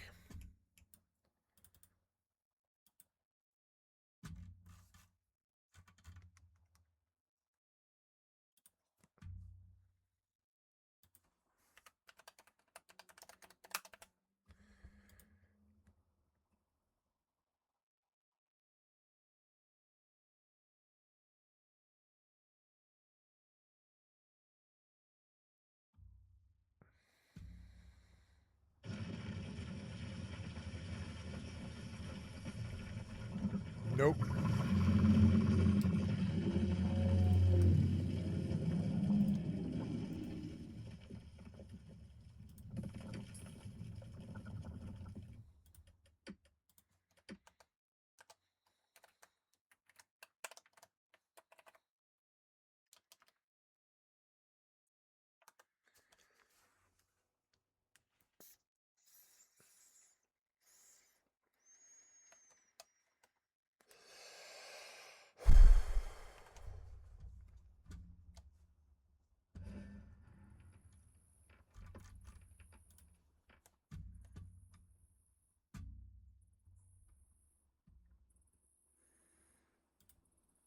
Ever since Dying Light the Beast dropped 5 days ago, I've been playing it non-stop. I fell in love with the first game, and while the second had its flaws, it was still a good time. I've always loved zombie stories, The Walking Dead, Resident Evil, you name it, and Dying Light has always scratched that itch. Techland, the Polish studio behind the series, had a lot riding on this release. Dying Light 1 didn't wow critics, but players embraced it and it became a commercial success. Dying Light 2, on the other hand, didn't live up to the hype, and the Beast actually began life as a planned DLC, so naturally, skepticism was high. Would it just feel like an overpriced DLC, a reskinned version of Dying Light 2, or had the formula finally lost its spark? I'm happy to say that for me, the Beast hit every point I wanted it to, but it also represents something bigger, a rare moment where a game studio actually listened to its fans. I know, crazy, right? We've seen Bethesda snap back at criticism of Starfield, telling players that they're just playing it wrong. We've seen BioWare abandon the formula their fans loved with Dragon Age, essentially telling their old audience to get with the times. Nintendo keeps raising prices and even selling physical games without actual physical content. Ubisoft is telling players to get used to not owning the games they buy, and Randy Pitchford, the creator of Borderlands 4, dismissed fan frustration by flat out saying they're wrong. Time and time again, AAA studios treat their fans like a cash cow. The customer is no longer always right. In fact, in their eyes, the customer is almost always wrong. But Techland broke that trend with The Beast. This is now the highest rated game in the Dying Light series, and the reason is simple. They listened to their community. They took feedback, learned from setbacks, and built on what fans actually wanted. And they've been rewarded for it with success that many of these other AAA studios can only dream of. So in this video, I'll cover the history of Dying Light, what Techland got right with The Beast, and why it shows a genuine respect for fans. I'll also contrast that with studios who do the opposite, and explain why The Beast might just make a real shift in gaming. And hey, if you're new here and enjoy this video, please consider subscribing. Dying Light 1 released in 2015, and it had a unique formula. An open world full of zombies, packed with side quests, activities, and a heavy focus on parkour. Both its combat and parkour style were sleek and responsive, which made the game not only good, but unique. We had seen previous open world zombie games like Dead Island, but never a mix quite like this. It also nailed its atmosphere with a day and night cycle, with the latter being not only scary but incredibly dangerous and volatiles chasing you relentlessly. People love Dying Light because it perfectly blended fast fluid parkour traversal with tense survival focused combat. It wasn't flawless, but it delivered a unique mix of freedom, atmosphere and fun that clicked with players in a way that other games hadn't. Although critics graded it as okay with a 74 score, it was really a hit with the players. It was both a commercial success and a fan favorite. Its main DLC, The Following, expanded the formula by opening up the world with wide. I cracked him that time. I figured out what I wasn't doing right. And combat, and delivering a darker, more ambitious story that raised the stakes beyond the base game. The writing was better, the world was I cracked him that larger, time, and the though. addition of vehicles enhanced the experience. This DLC went on to score incredibly well and is well known as being one of the greatest DLCs of all time. Dying Light 2 released in 2022, and despite appearing on the surface to be an improvement overall, it kind of I didn't like reach the Dying Light heights. 2, and Now, it on was paper, really... it was better. The open world was bigger, there were more quests, decision making was added, there were multiple ways to travel the map. It was essentially Dying Light 1, but just bigger and better. Yet, it disappointed many fans of the first game because despite being bigger on paper, it lost much of the magic that made the original special. The massive map often felt empty and repetitive, with activities lacking the variety and density that players loved in the first game. The new stamina system frustrated players by limiting parkour freedom, making traversal feel less fluid. The story, which was hyped as a branching narrative with meaningful choices, ended up feeling flat and forgettable, with weaker writing and unmemorable characters, and the nighttime, which had been so deadly in the previous game, felt far too tame and safe. To make matters worse, the game launched with technical issues and bugs that further hurt the experience. For fans that loved the tension, atmosphere, and tight gameplay loop of the first game, Dying Light 2 felt bloated, less focused, and ultimately less impactful. That being said, the game scored well enough and it was a commercial success, but this was definitely a worry for the studio Techland. Critics often complained, saying it's just more of the same without adding enough new elements to make it stand out from its predecessor. The studio were at a point where their next entry, if it was received poorly, could mark the end of the series. It was announced that Dying Light the Beast would be the next installment. It was originally planned as a story DLC for Dying Light 2, but in 2023, Then they just major made it story into a full details game. leaked online, forcing Techland to rethink the project. Instead of releasing spoiled content as a small add-on, the team decided to expand it into a full standalone game. This shift wasn't just about the leak. The developers became more ambitious, ideas began flowing, and the concept quickly outgrew a DLC scope. With inspiration from veterans who had worked on Dying Light 1 and The Following, the project exploded into something much bigger. It became, essentially, Dying Light 3. And boy, did they deliver. Having played it almost to completion, I feel this is the best entry in the franchise, and critics agree. What began as a side expansion ultimately became the highest rated game in the series. So how did they do this? Well, they listened to their fans. Techland built Dying Light the Beast by taking the best parts of the series and fixing what didn't work. From the first Dying Light, they kept the raw survival horror, the tense nights, and smooth parkour. From The Following, they brought back vehicles and a larger, more open world. And from Dying Light 2, they listened to criticism, cutting the bloated map, removing the stamina gauge for climbing, making nights terrifying again, and ditching fetch quest side content. They even addressed story complaints by bringing back fan favorite Kyle Crane and delivering a tighter, more focused narrative. They took the strengths from each, including Dying Light 2, and put them together and then improved on them. They heard the criticism on some aspects and removed them completely. The result is the best of all worlds and the best entry in the series. Now, on paper, this sounds easy, right? It's not exactly rocket science, but believe it or not, most AAA studios can't do this. Wow, this game The looks first mistake good many on developers make is that they chase trends or mass appeal. 5080 An example Blackwell. of this would be the Resident Evil franchise. The first 4 entries from that series were survival horror through and through.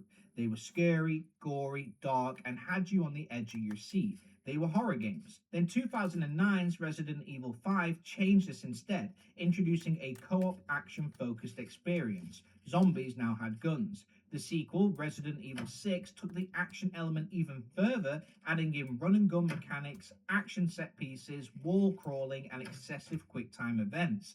These two games were completely unrecognizable to previous entries, and the series lost its identity.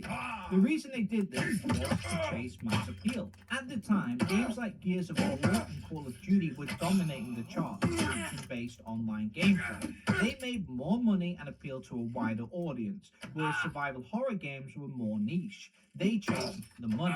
Dead Space 1 and 2 were survival horror, then Dead Space 3 went for an action-based online co-op as well. Bethesda shifted from immersive RPGs like Morrowind toward action games like Fallout 4 that added in settlement building, following trends like Minecraft. Whereas the Dragon Age series changed completely with Dragon Age the Veilguard. It abandoned its strategic decision-focused roots for action, even briefly planning to make it an online battle royale to chase the success of games like Fortnite. The point is, so many times certain games come around, they become successful, they establish a dedicated fan base, and then they turn their backs on those same fans in order to chase trends and naturally get more players and a higher income, searching for mass appeal. The result is often bad, as they lose their identity and then they lose their core fan base. Resident Evil 6 is the lowest scoring game in that franchise, and they went back to their core horror roots with the sequel, which has now established Resident Evil as back to their best. But for the others, Dead Space was cancelled after the third installment, Dragon Age the Veilguard flopped, and Bethesda are on the decline. There are many other examples I could give, but the point is, if a studio stops making games for their core audience, they lose their identity and go into the abyss, leading to their demise. What I love about Techland and their approach to Dying Like the Beast is that they stuck to their roots. They could have changed tactics to get more mass appeal, make the game easier, make it less scary, more forgiving, but they doubled down on what their fans wanted, and what we see now is a return to form. The lesson is simple. Chasing trends might make short-term profits, but staying true to your core audience builds lasting success. And Techland proves that listening to fans can create not just a game, but a franchise reborn. Now, the other element is actually listening to fan feedback. Believe it or not, we have seen countless examples of AAA studios doing exactly Oh, look, the 5 opposite. strength from When the shield Starfield is launched, actually it so received good. criticism, with many leaving comments on Steam. Bethesda responded And to I have one of killer those effect. comments, explaining that the game was good and that the players weren't playing it right. Borderlands 4 has just come into criticism, and the studio boss hit back at fan negativity, saying, "If you take I'm developers' keeping passion hate for off the granted, sheep somehow." we'll all pay the price." It wasn't criticism, it was pessimism. Listening to fans and respecting their opinion is much rarer than it should be in this industry, and often, rather than taking on criticism constructively, most studios take offense and mistake it for blind hate. People didn't love Starfield and shared their reasons. Bethesda declared Starfield as I their love best Starfield. game, and then released a DLC which was even worse. It's close to So, my favorite although it game. sounds easy to listen to feedback and learn from I can't play it it's every rarely day, seen. and Techland managed I'm to waiting take until all the I get feedback a couple from all more their games, days, and I'm good gonna and buy bad, $50 and ended up worth making of the perfect game Starfield. for those very same fans. I'm gonna buy $50 worth of Starfield mods, and I'm gonna buy $200 worth of a year-long sub to GeForce Now, and I'm gonna buy a dedicated like little $15 upgrade for 6 months or whatever it is. And I will play Starfield like every day for a while, because the load in is the real problem. I'm okay with quick saving and bombing out of GeForce Now, but the real problem is it has to download all the mods every single time I log in. So I would like it if they just downloaded those mods and it just kept the fucking game stored, you know?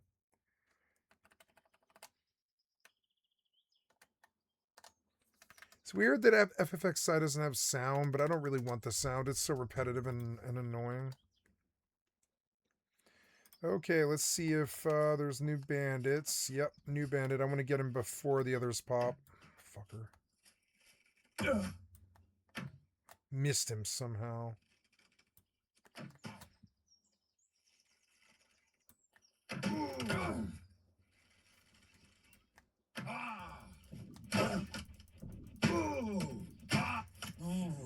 Damn, that ability actually is way better. It's just better. It's just faster. That was good timing because it keeps them separated, and that way if 3 melees pop, it's not really so bad, and we'll be able to get through the quest. I figured out that I really should just spam snapshot, and I thought that was kind of so cheesy I didn't really want to do it. But I'm understanding now that you pretty much have to. You like have to if you want to get through the amount of damage that they're doing.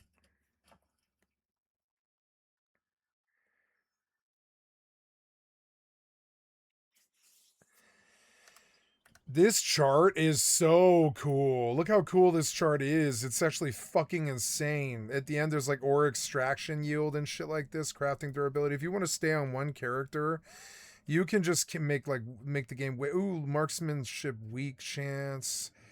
Marksmanship weak spot chance might be pretty good. Weak spot chance.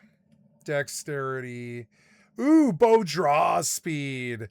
Bow draw speed might be really, really good. 4, 8, 12, 16, 20% draw speed. I'm going for that next, but first we do Stygian all the way through. 3 more points into Stygian. Look, the bandits are... Oh, no, I'm okay. I'm not talking to you. There we go. Stygianthrope. Yeah, we're going to put 3 more points in Stygianthrope. I think I like Mortal enough to stay here. They can gank me if they want. I'm so fucking rich. It doesn't matter. They can gank me. They can take kid after kid after kid after kid. It doesn't matter. Here's 2 of them. I missed. It's a caster. 2 casters. Not too good. I'm going to use this wall to like protect myself from them. Oh, damn it. No arrows equipped. Okay.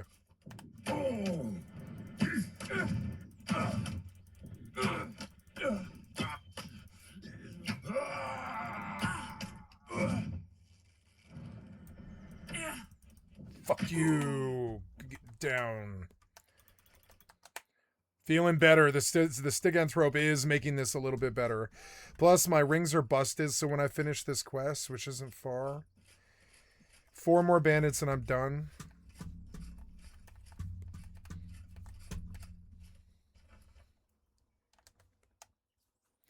I like the visceral combat. It's like, I wish Eve was a little bit more like this, and it is sometimes. But like the combat's like very visceral, and I wish Eve was a little bit more like that, where like when you fire missiles, it felt like you saw like, you know, and like, you know, and it hits the target all crazy hard. Been thinking about going back to the Abyss for a little bit with a Tristan, because why not? Like, just sick the Tristan and go tell it to go and put some minor howitzer on it so I can pop the crate and just have it pop crates while my drones kill everything. I mean, why not? And that's a pretty good income for like, I don't know. But see, it's not passive enough is the problem. This warp vector took forever.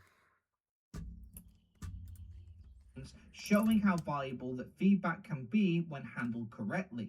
Finally, there's the money side of things. Too many AAA studios have shifted into microtransaction mode. Bethesda pushes subscriptions and loot boxes in Fallout 76 and Elder Scrolls Online. BioWare launched Anthem. Ubisoft packs every game with I don't spend a lot of money on microtransactions, 76, and but I did buy the Nintendo yearly keeps just so I prices. could get It all the often feels like they shelters. care more about their Now I'm done with shareholders it. than their actual players. There's not enough How stuff do to I buy, ask, honestly. does anyone still make games for the love of the craft instead of just squeezing every... I don't know. I think 76 is one of the few out there that is a love of the craft and is a game that shows that there's like love of the craft. 76 is such an improvement over Fallout 3 and Fallout 4 and even New Vegas.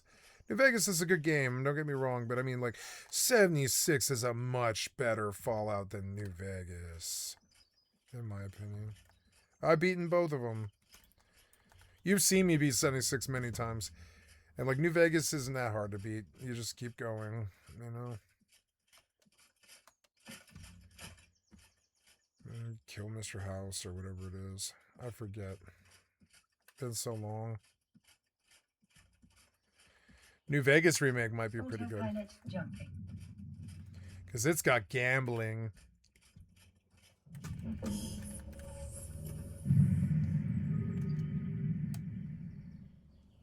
No, they're doing a New Vegas remake, and I can't wait for that. That's gonna sucker me in.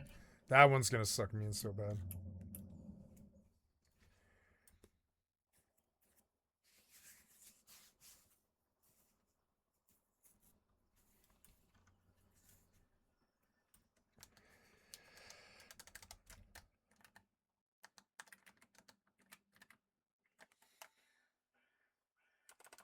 Yay, cotton cloth. What I want to do is I want to turn the sound on.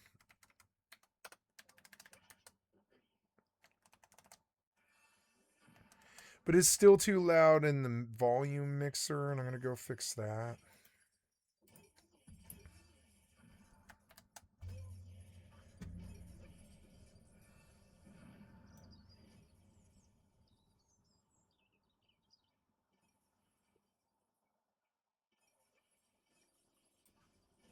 There, that's much better.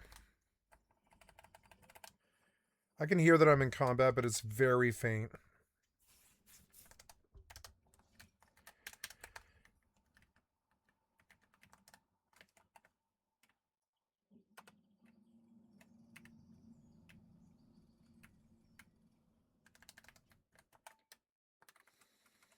Oh no. Approaching Oh well. Stargate.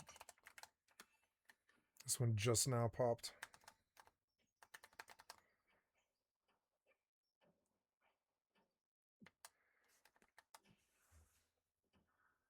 Look, the strength really helped. It definitely did help my damage. I don't have Signet for some fucking reason, but these things don't give Signet anyways. That's fine.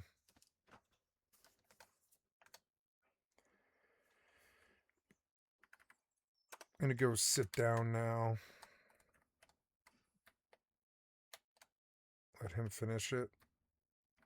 Because I'm kind of hurt. I don't want to die. Okay, did we get our pop? You're here, right? Yeah, you're here. Let's go. Ah, how did you miss? Son of a bitch. Autopilot jumping.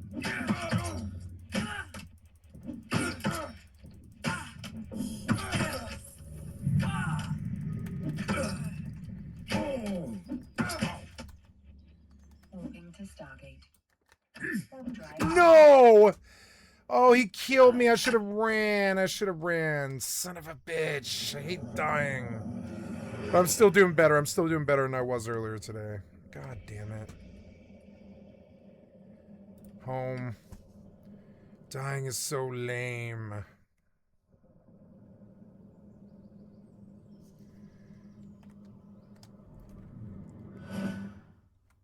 I missed twice and it cost me. I'm learning not to miss. Just shoot dead center mass and land the hits. Who cares about headshots unless they're standing on you? I want to just hit the chest shots and actually hit them.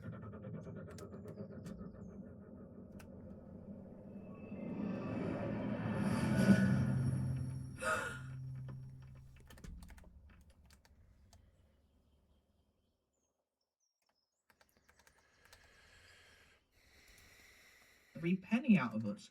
I've recently done a video on this here if you want to check it out, but the main point is that fans now feel disillusioned by how AAA studios view and treat them.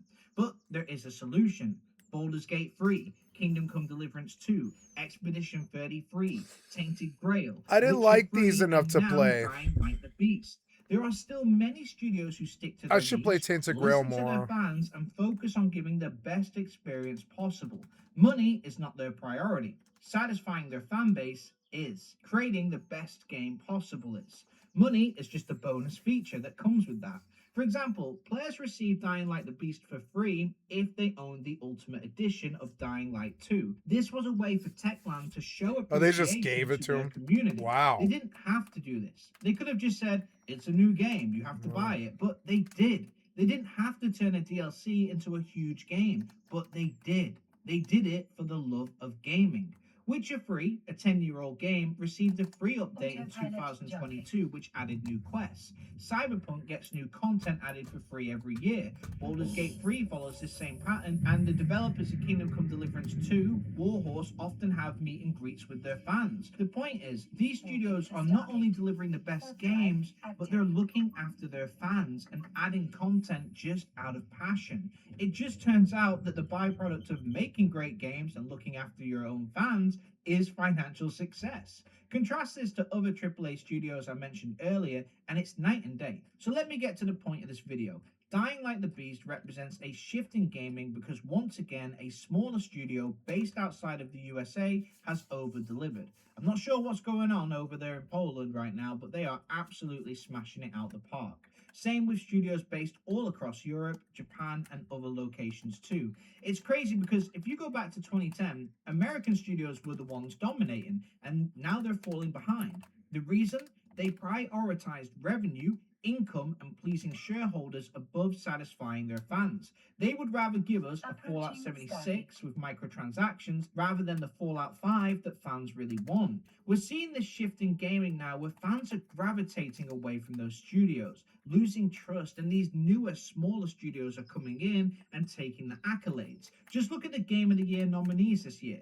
Kingdom Come Deliverance 2, Expedition 33, Silksong, all made from smaller studios based outside of the US. The AAA studios who once dominated are no longer in the running, despite them dominating for years, and it is for all the reasons that I've stated. Dying Like the Beast isn't just a great game, it's a statement. Techland proved that by listening to fans, learning from past mistakes, and prioritizing passion over trends is the best way to ensure long-term improvement and success. In a gaming world dominated by microtransactions, mass appeal, and shareholder priorities, Dying Like the Beast shows that respecting your audience still wins, for both players and developers alike. But anyway, that's it for this one, but now I want to hear your thoughts. Have you had a chance to play The Beast? Do you agree with my assessment? I haven't played it yet, no. And if not, why? Let me know your thoughts in the comments. If you enjoyed the video, please consider giving it a like, and if you're new here, please consider subscribing. Thanks for watching. Av out.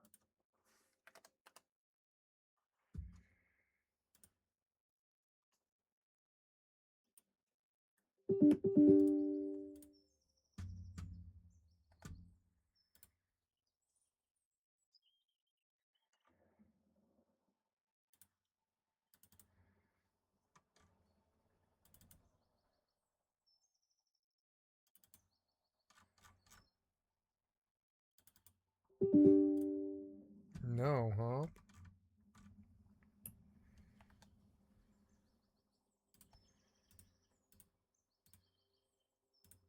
Approaching station.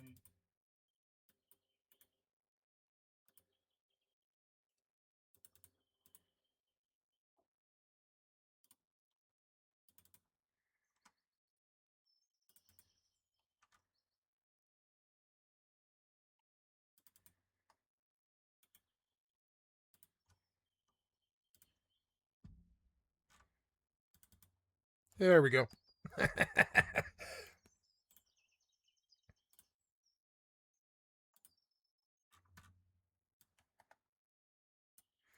I'm loading an old Xbox 360 game called Duels of the Planeswalkers, which is a Magic the Gathering game, and it's my favorite Magic the Gathering game. I don't know how well this is going to go because it's an old crappy client, but we'll see. Might be fun to play that in the background because it's got quite a lot of playability. But it's black screen me, which isn't good.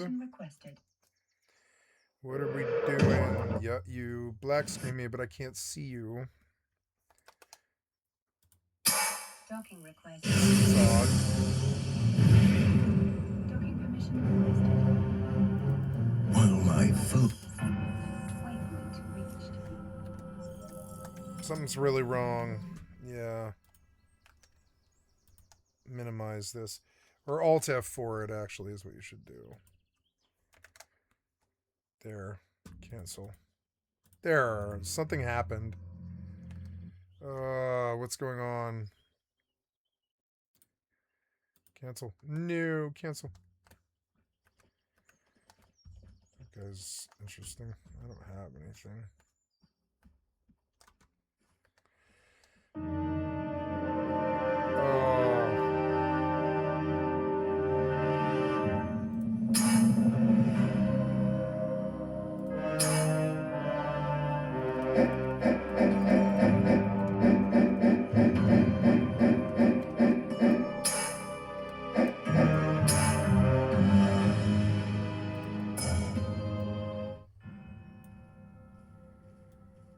Ugh.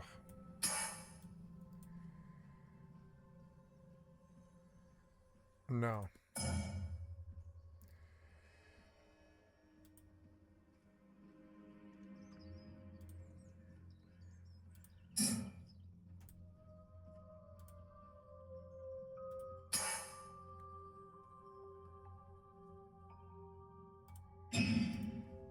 There we go. Okay, so I'm back in it. Sorry about that terrible load up of an old game and had to tell it like the right dimensions and whether it was windowed or not.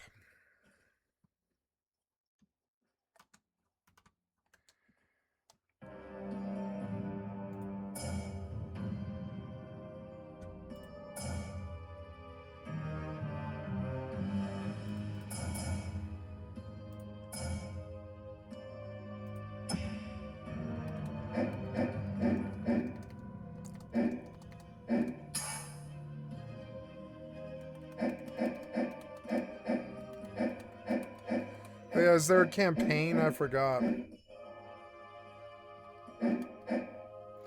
Custom game. Plane chase or free for all. Could do the campaign. What was this now? Oh no, oh no. Run, I don't want to die again. Where's my body? Oops. Yeah, that's no good, but that's okay. I can just leash them.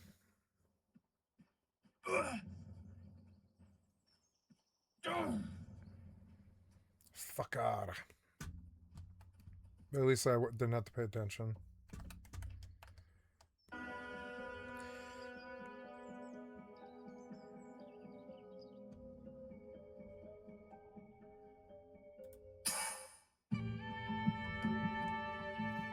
Planeswalker. This is a great game. I played a lot of this on the Xbox 360. Chandelar. Unlike most planes of existence, the vibrant, demona-rich Chandelar drifts through the multiverse on an unpredictable path. Talrand. Defeat this opponent to continue.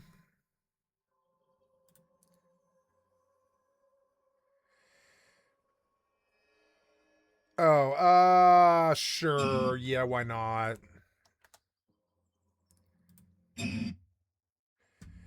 This is your avatar. 62 cards, I guess. Okay, this is your opponent's avatar. Soren. Each game is played out over a series of turns. Your deck is called your library. Each card in your library represents the spells, creatures. Learn how to zoom. Use the mouse to highlight center cursor in your hand, and use the mouse wheel to zoom in. Oh, cool. Yeah, that's why I like this game so much. Look how beautiful that is. You can't get that on any other client. You can really, really, really see the fucking card, center cursor. The centers are truly free. Never will they be tamed by temptation or controlled by fear. They live in total harmony, a feat not yet achieved by our kind. It's a 3/3. Ramal Sage of Westgate. And a Dustdale Worm. Look, it's beautiful. 7/7 trample. I love Dustdale Worm. Look, that thing's fucking so cool. Dan Dos Santos did the thing. This is the Magic that I think of when I think of playing like digital Magic: The Gathering. There's another one too. An old Microprose was the company that made it. I have that too. I have that old Microprose one, which is also really good because it's got all the old cards. It lets you play just average, like it lets you play simulated games on and stuff. But this game's good because it's got good graphics and it's got a good single player campaign. Eventually, you can just like do custom mode, I think, which is fine. Zoom out, more info. This card gives you the money to cast your spells. You can play one land. So, okay, so zooming up and down, use the mouse to highlight the center cursor in your hands. Then use the mouse wheel to zoom in.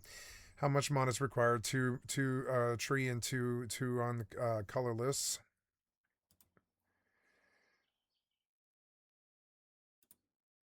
Century Warrior. Rules text of cards. As they'll be found here. You might also find a italicized flavor test telling you a bit about the world of Magic the Gathering.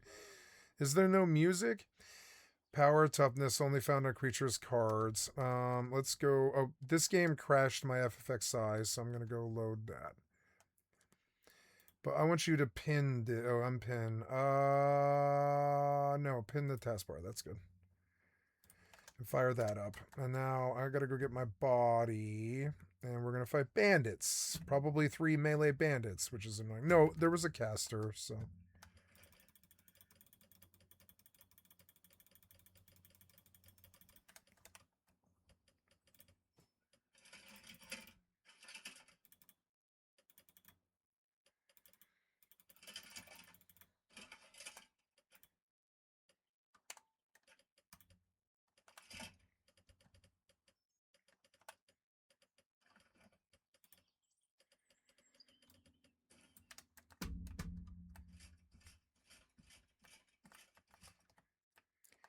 Caster. I'm gonna just assume that the damage is gonna start really quick, so I'm gonna bandage. Okay, here we go. No, it's too fast. Pre-bandage is not good.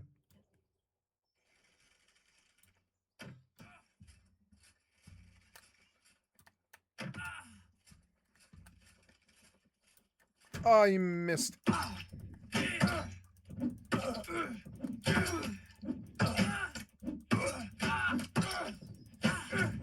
I'm gonna die again, aren't I? Killer. Go. Just run, just run. Just run, just run, just run, just run, just run. Oh, 3 of them is hard, but I got it. I got him. I'm learning how to do it. Just spam that thing and just try to win. Stygian's good too. The more Stygian I get, the better it'll be. Censure Courser. Only power, toughness, right? Power, toughness, 3/3, only found on creature cards. The creature's power tells you how much damage it deals in combat. A creature's toughness tells you how much damage in 1 turn is required to destroy the creature. 50 use mouse wheel to zoom out. When you play a land card, it goes on the play area known as the battlefield. The more lands you control on the battlefield, the more mana you have access to. You can play one during one of each of your turns. On Soren's first turn, he plays a land card, a swamp. This gives him access to 1 black mana, but doesn't have any spells in his hand that cost only 1 mana. Oh god, I can't go to this. So it seems like did I kill the music entirely? Because I thought this had music. No. Oops. Oh, oops. This was a controller game, so. Or I don't know. Maybe we put it down at like 40 or something, and you put that down a little bit. Okay, preferences, settings. Now, can I turn this to a higher resolution?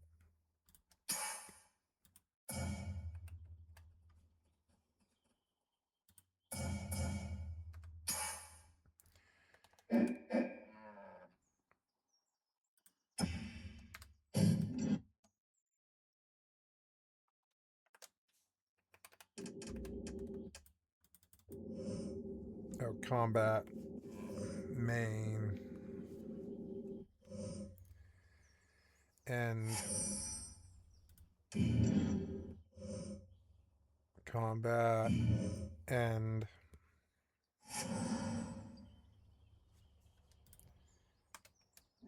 You pause. Yeah, I needed to do the tutorial. Just remember the buttons.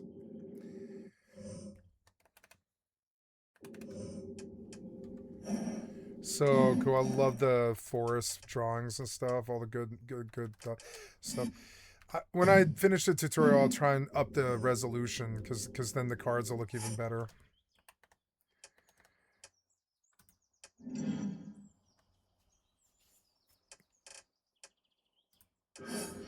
Runeclaw Bear, tapping lands.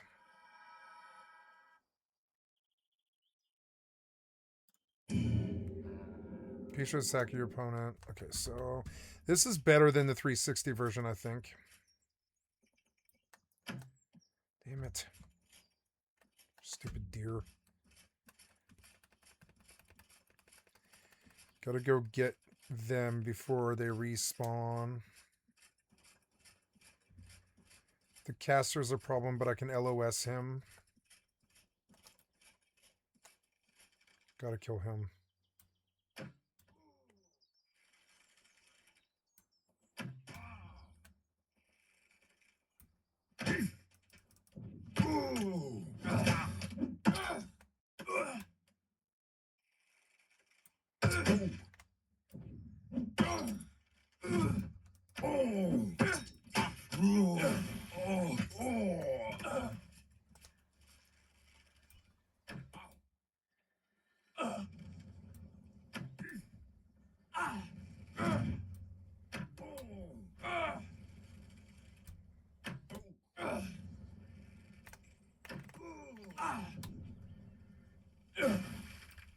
I missed! No! Knock him! Yes, I got it, I got it. So close. Ah!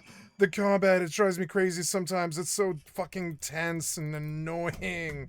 I'm addicted to it because it's gambly. Sometimes you just don't make it. It's so annoying, like FFXI. You're like, wait, he crit me, now I'm low. I don't know if I'm gonna make it, I don't know.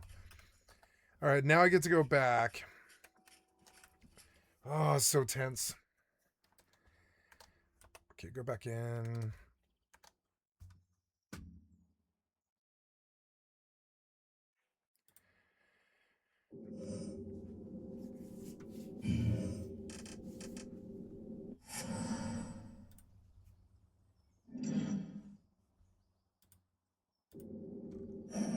Runeclaw Bear. Nature has grown tired of the impositions of men, and will begin to outfit its creations with tools for bloody instruction.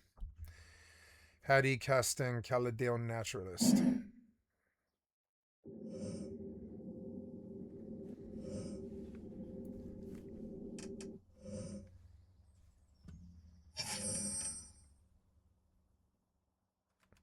I'll go look in the settings for preferences, zoom to play cars, combat animation, simplified targeting.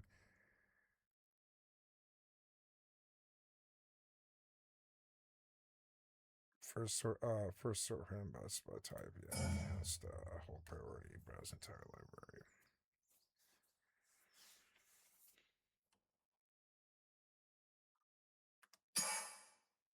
Oh, auto resolution. Wait, go back to auto resolution. Oh, I see auto resolution, yeah.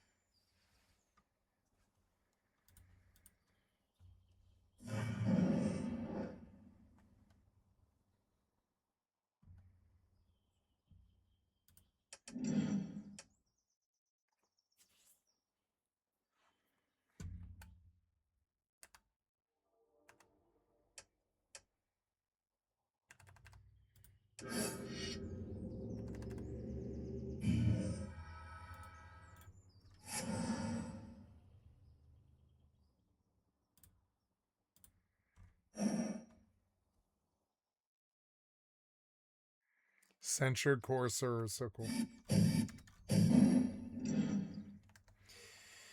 There's an old Microprose Magic the Gathering game too that I also want to install, which is also cool, but it's really old, from like 1996 or something, and it barely plays, but it's good. It like has all of the early stuff for the first couple of sets and stuff. It has all the old cards and like from the sets that I'm used to. And it's a really great little game. I like that game a lot, but it's also far more basic than this in terms of graphics or execution. I run this thing, I guess. Oh, what was that sound? Got to get out there and kill before there's aggro. Oh, I completed the mission. I can leave. Yeah, I'm gonna ride the wolf out of here. Come here, wolf. Time to earn your keep. Take me to town.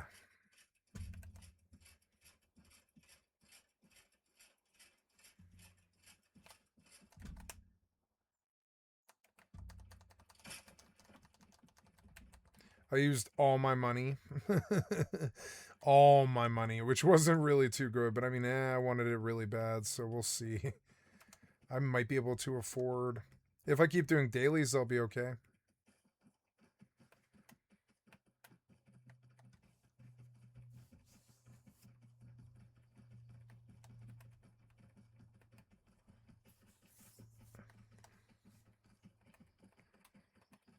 I'm going to trade this wolf in for, or I'm going to sell this wolf, actually.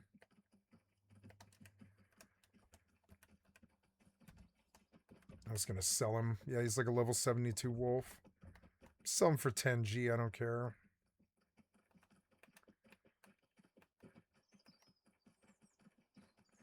I wonder if I made any sales. Game's beautiful now, and it's running very well. 160 DLSS. Right in a town, too.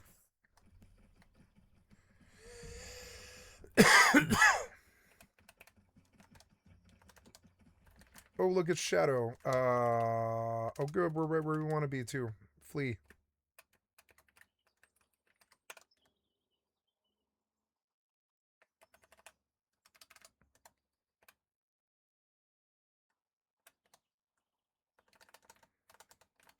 Oh, really? Damn it.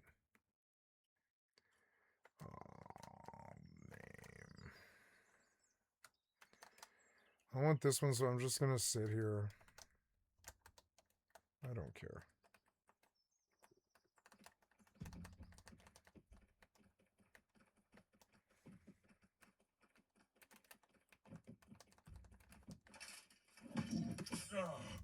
Oh.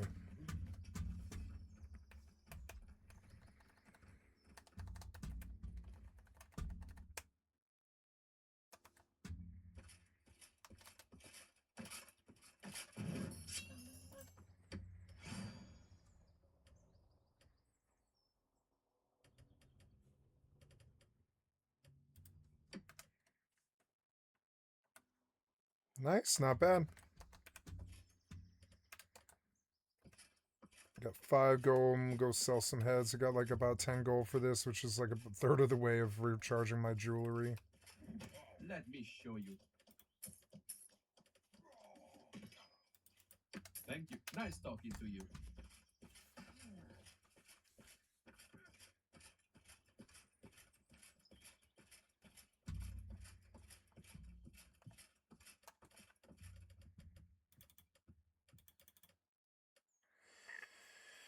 I don't really have money to recharge my rings, but I will over time. Maybe I made sales. Go see.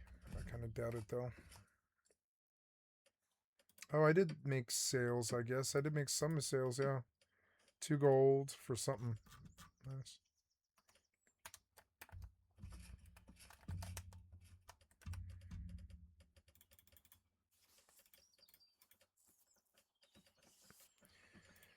All right.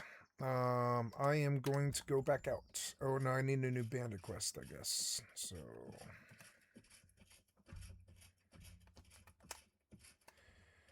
Belbus Daily will be worth doing. I'll go down there and do that, I guess.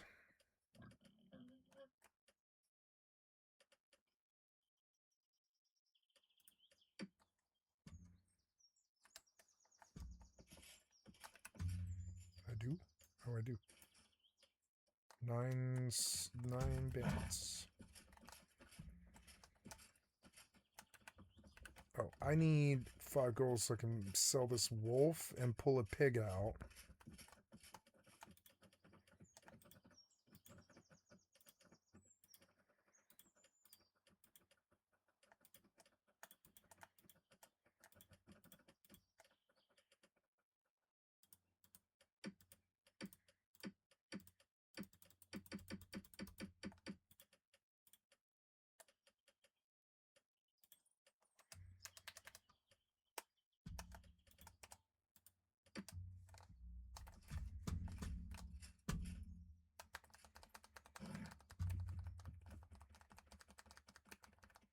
I'm gonna sell them for 15G.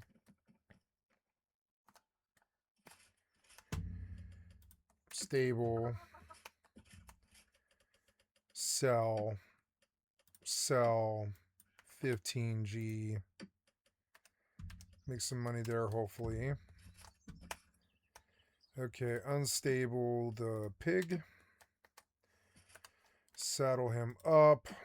Oh, I didn't pull out the goddamn thing I wanted. Go back. I should kill a pig for him. Oh, I don't have a way to store it. I'll go get the bag first.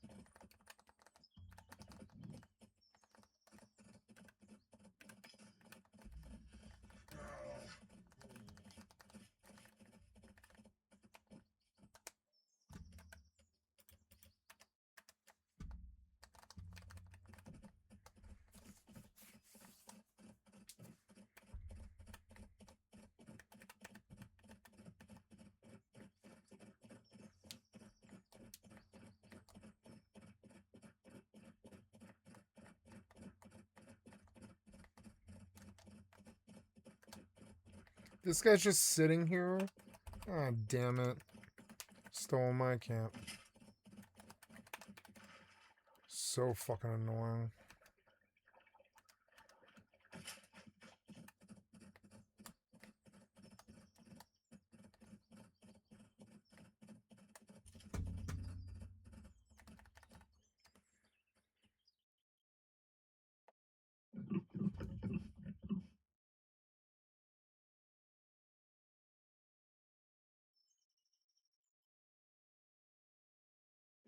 No intention of messing with you.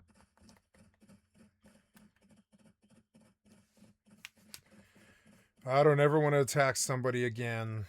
I don't. Like, it's just the energy. I wanted quite the opposite. Like, I'll do it in Fortnite and shit like that, but I'm not ganking somebody ever again, I don't think. I want that piece to be given back to me by the universe, and I just believe in it. I want it to be simpler, so.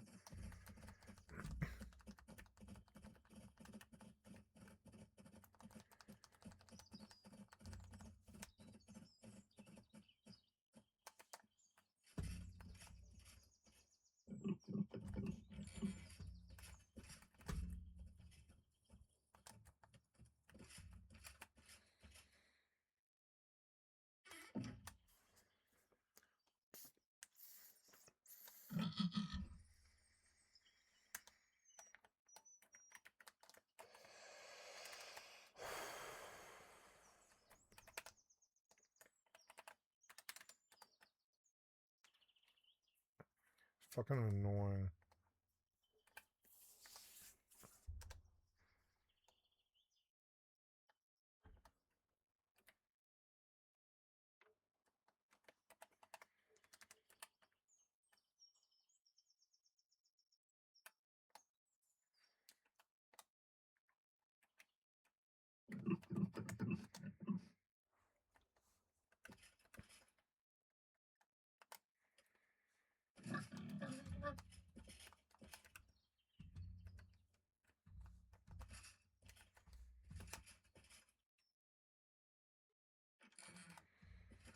I'll fight with the pig.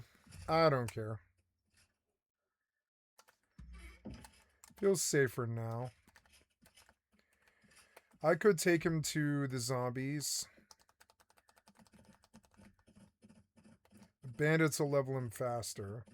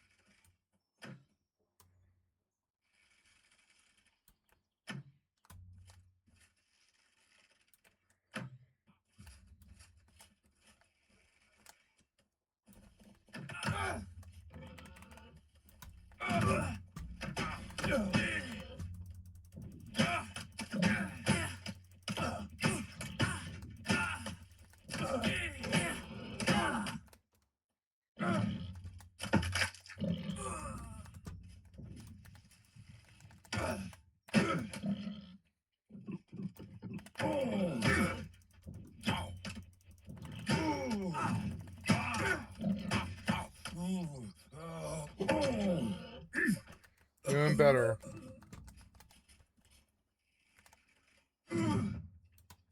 What was that? Fire, damn it.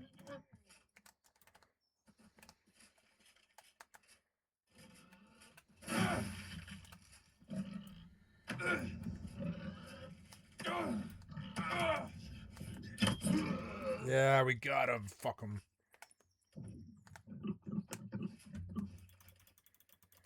My Stygian's good.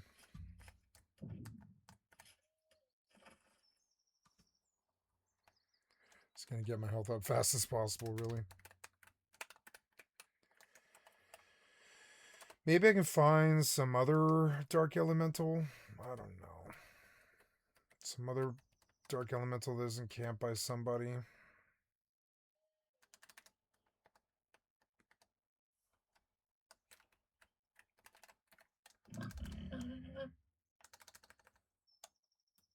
I like that the magic game isn't waiting for me.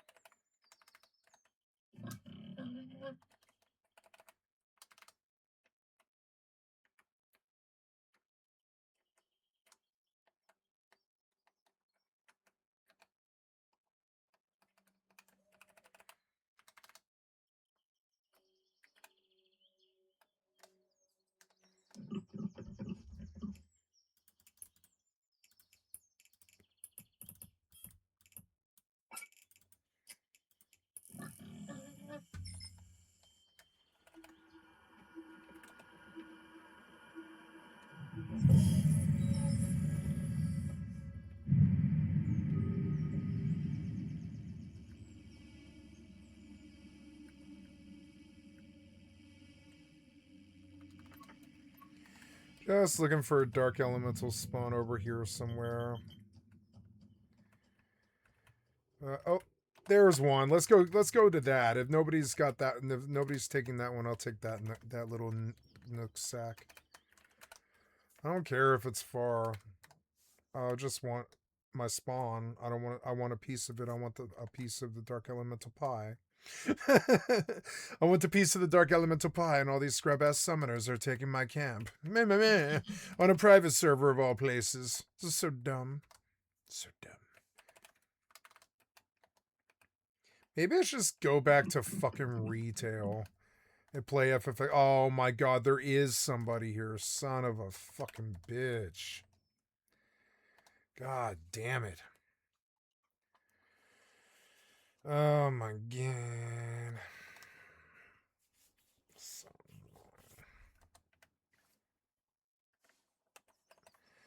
What about somewhere else?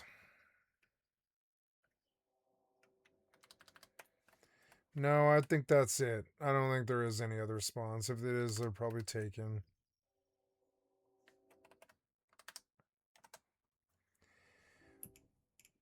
Autopilot engaged. Ruthless Cutblade. Ruthless Coalblade. Ruthless Coalblade gets 2.21 as long as the opponent has 10 or less life. So the lower I get, the worse this thing is.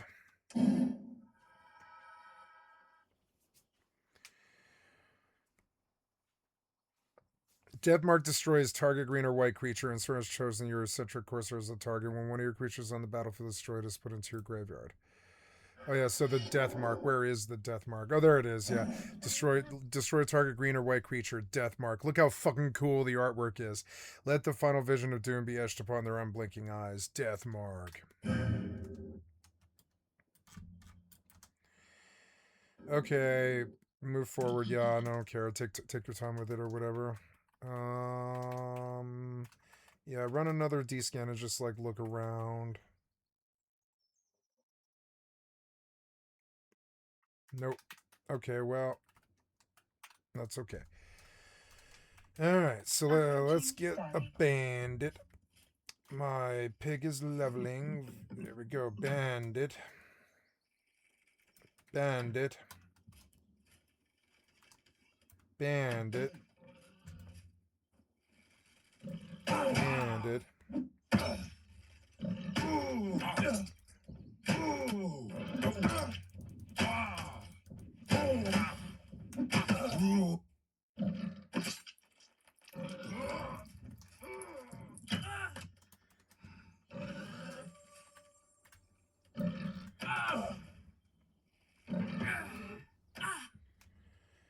The pig helps the damage so much. I didn't fucking realize. Look, and he got like 3 levels off of that killing bandits. Let's get... Oh, look, and then the last pop-in didn't aggro, which is nice. Let's kill him last. They'll all come in slowly. Autopilot jumping.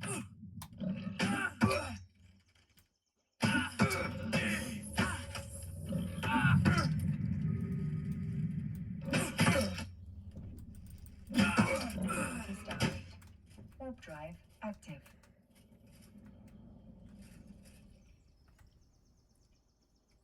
Oh, G is brace. Piercing shot. I see. Brace is G. Brace is G. Brace is G. I don't like brace is G because it's... Well, I don't know. Brace is G. Oh, yeah, and quicken, rejuvenate. G is brace. Oh, I've been using it as...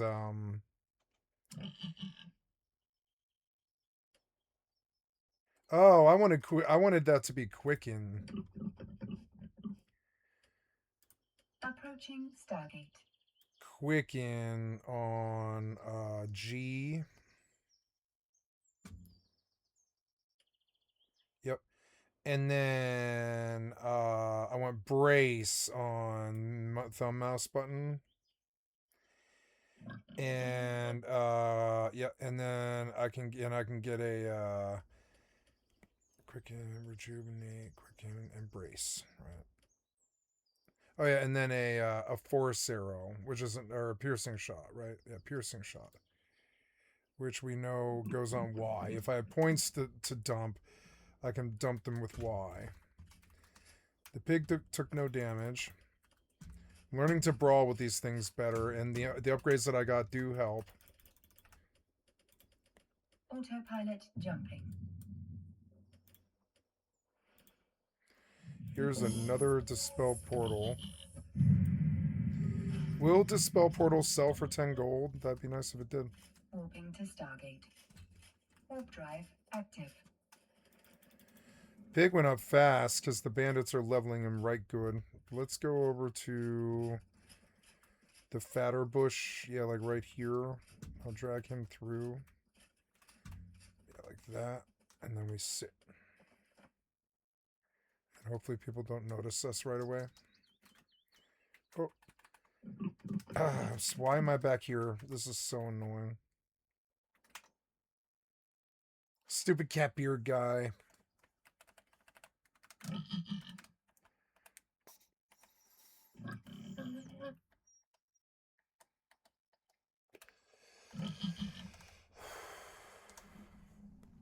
On your 4 turns, Soren has a creature to defend himself. Let's see what happens when you attack. Click and continue that your combat phase.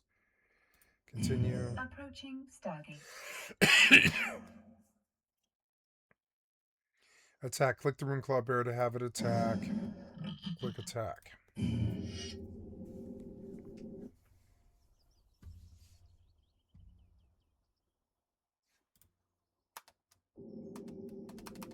Can I pause it? Rune Claw Bear for 2/2. Nice.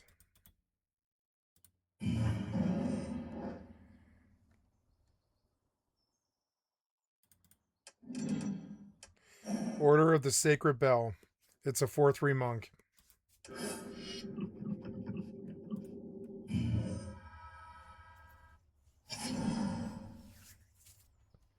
Uh-oh, he's gonna kill it. Ruthless Coldblade.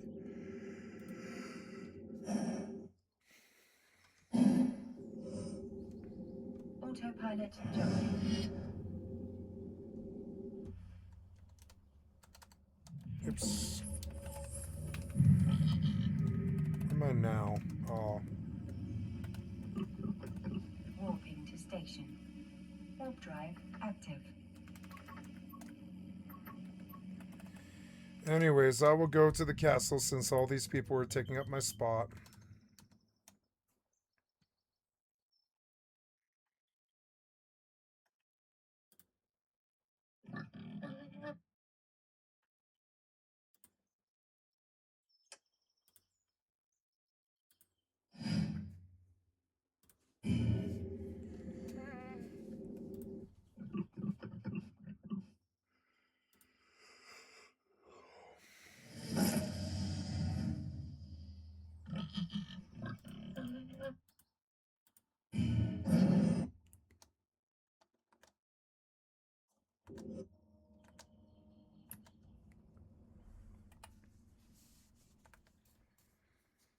Ooh, giant growth. Approaching station.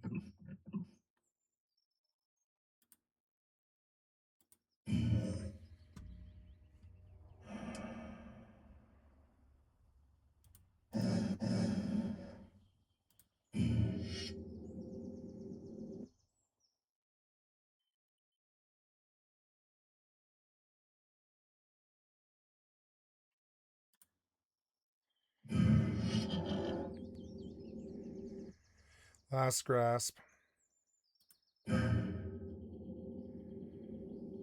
Oh, spacebar to stop the timer. Spacebar is the pause.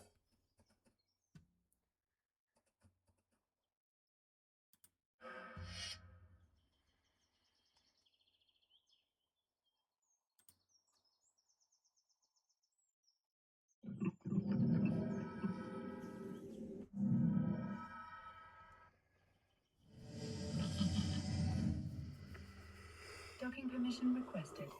Docking permission requested.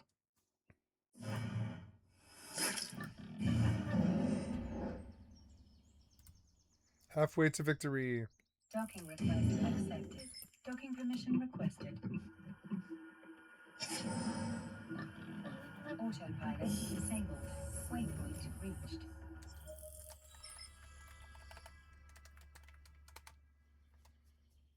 Ugh, AFK walking through this game.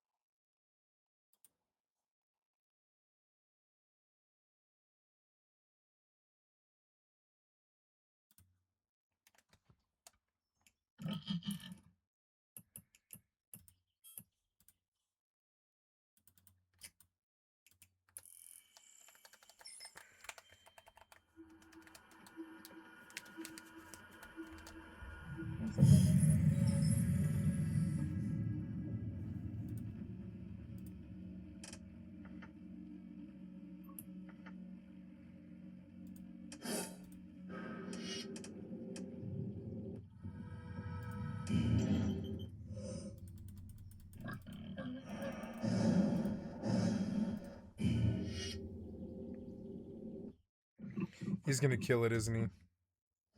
No, he lost.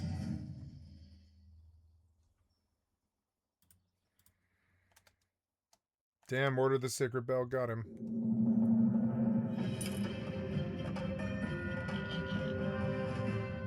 A list.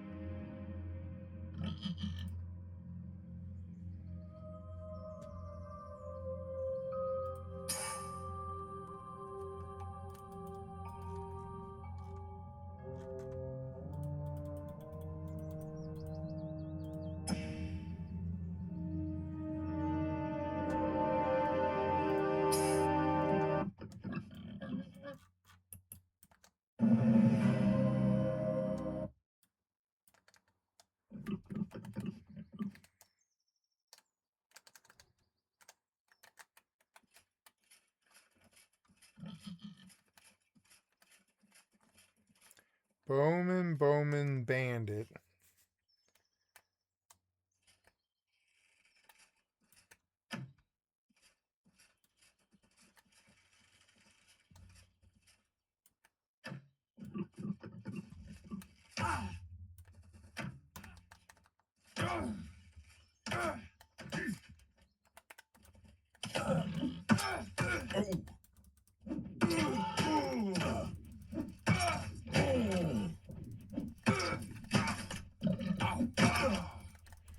I'm not killing him fast enough.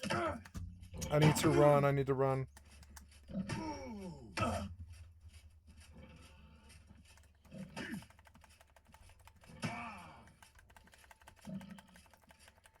Fucking kill him.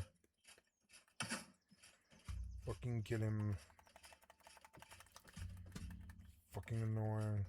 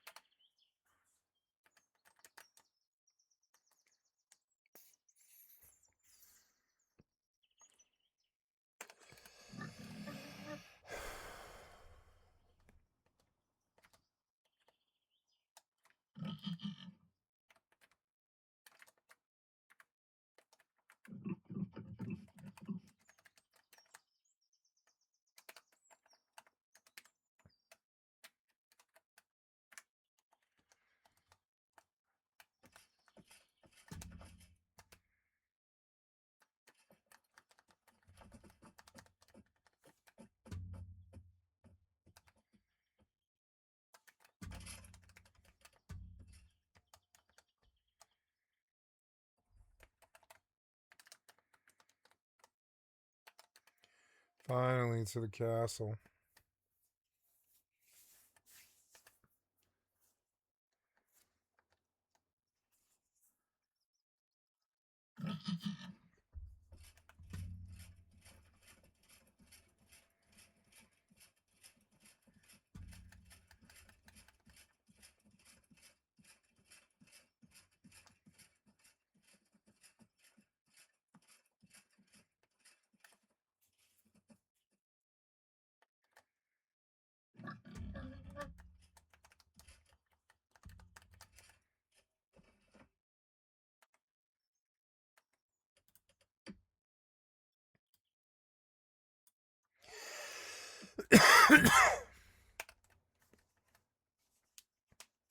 All the dark elementals were taken. So dumb.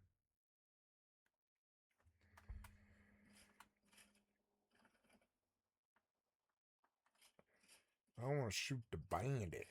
Aww. Oh, God. Whoa.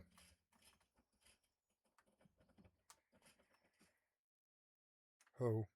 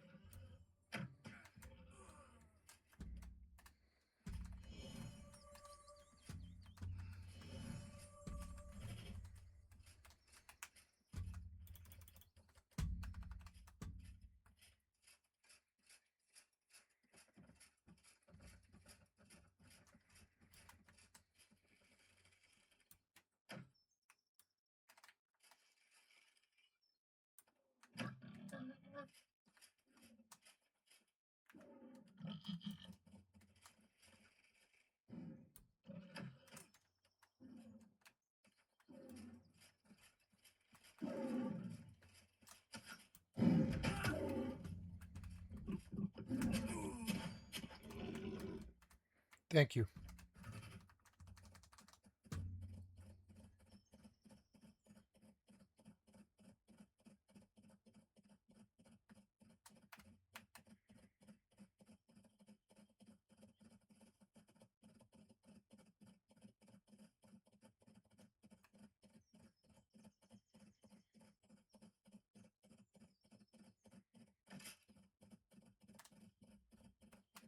Got my quest done. Yeah. That was fast. 9 out of 9. Took like half an hour. Let's see. Am I going to get a level? Maybe. I don't know. We'll see. Maybe. Yeah, maybe. I might get a level and put Stiganthrope even further.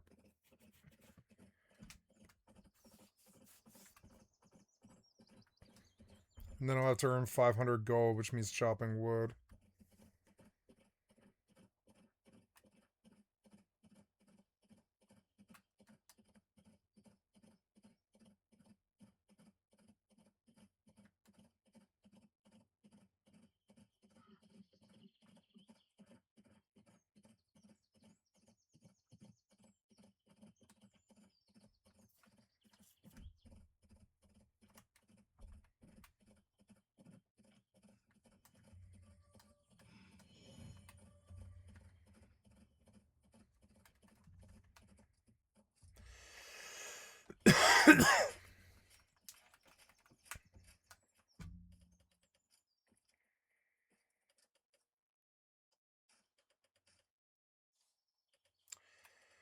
I am turning in. I don't know, I went to the market.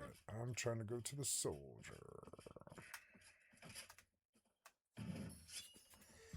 7 gold, baby.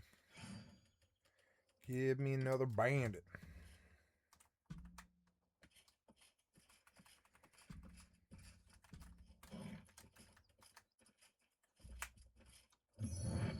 Mastery level 4. Nice. I did get a clade thingy. So cool. Stiganthrope. Stiganthrope. Stiganthrope. Oh, is this the next one? Yeah, next one. Stiganthrope. Even better, Stiganthrope. I want to be able to face tank these things.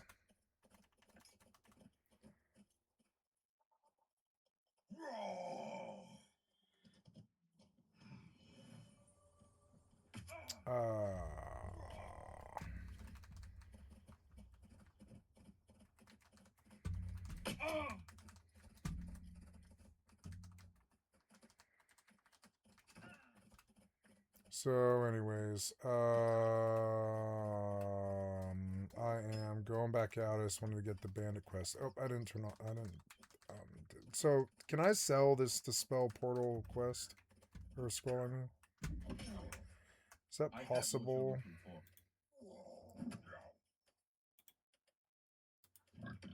No, he doesn't want it, so get rid of it.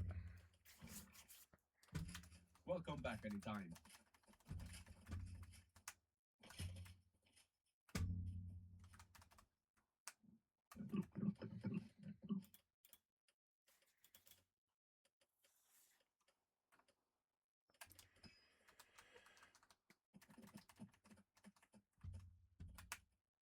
Let me show you. Thank you. Please, come again.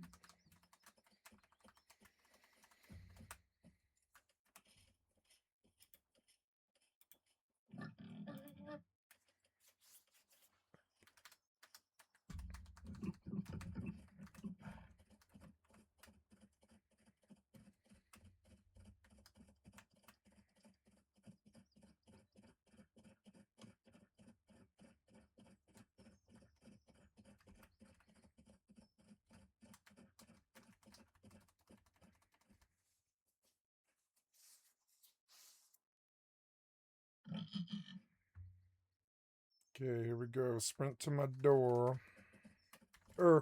Wait. Right over here, there's like pigs, isn't there? I'm gonna feed him.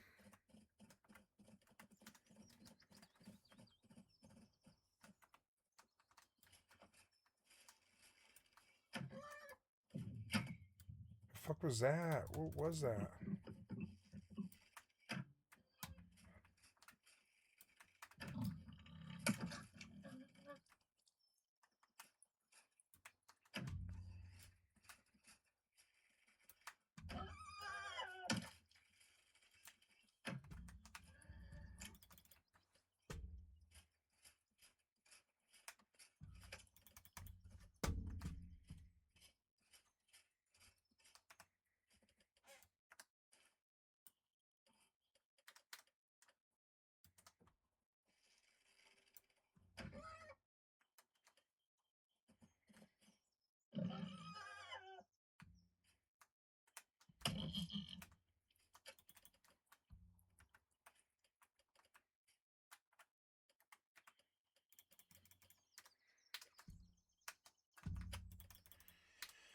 I will have him be my transportation pig, and he will just like I don't know. He has been a really, really good addition to battle. If I actually use his attacks, he does a lot of damage. So I don't know.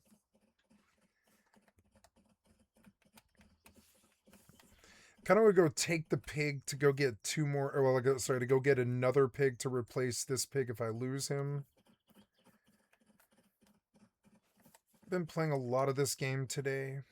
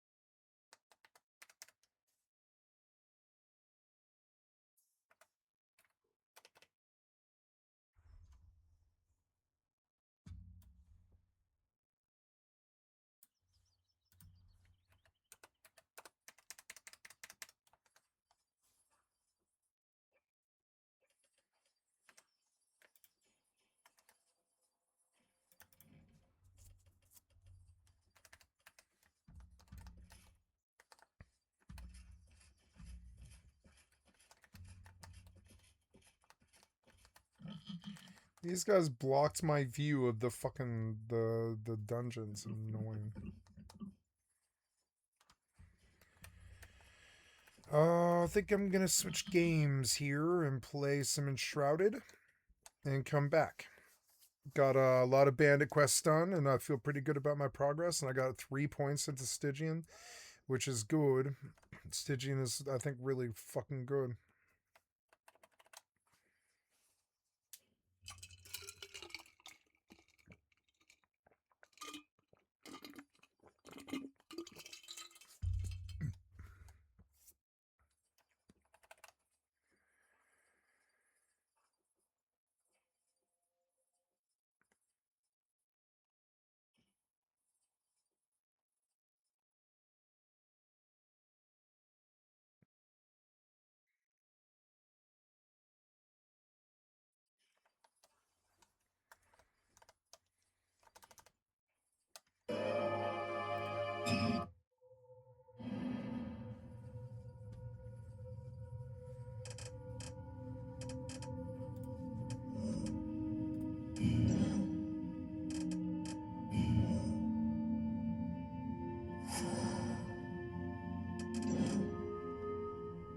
I love this game.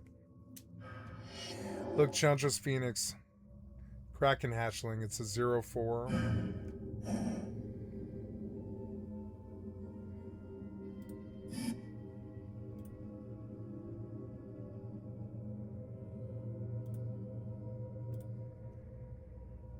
Look, so fucking cool, right? I wonder, can I get sound in background?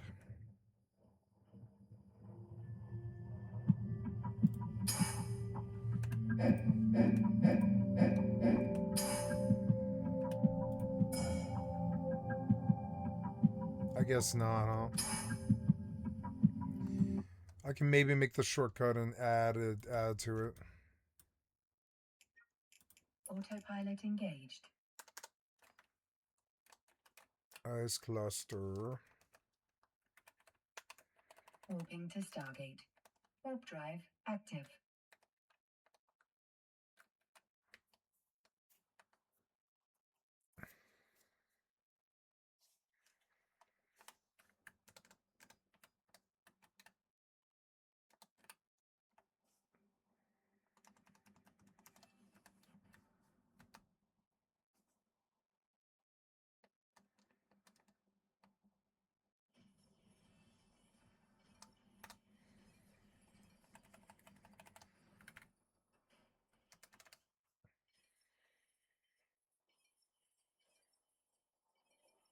I hit harder now. I was only usually hitting for like 5, and now I'm hitting for like 5, 10.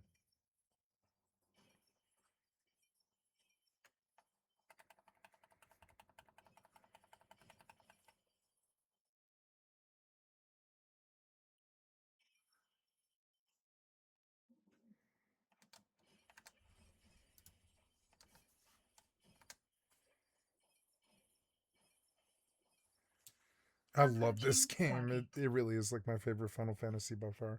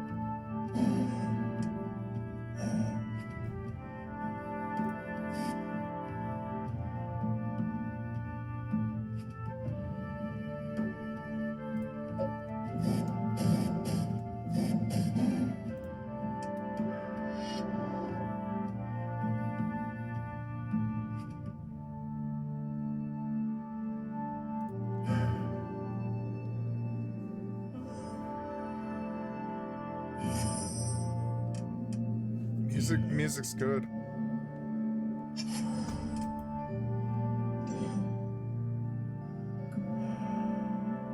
Approaching Stargate.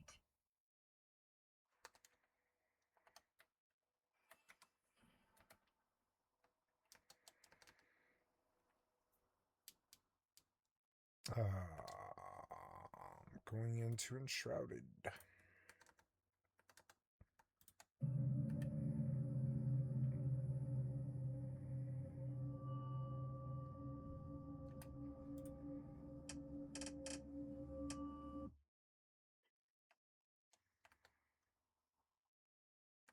Oh.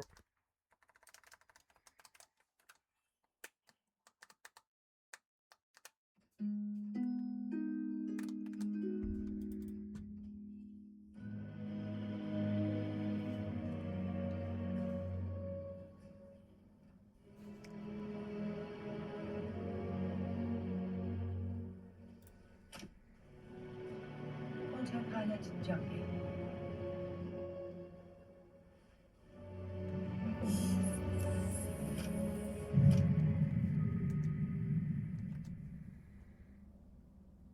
Warping to station. Warp drive active.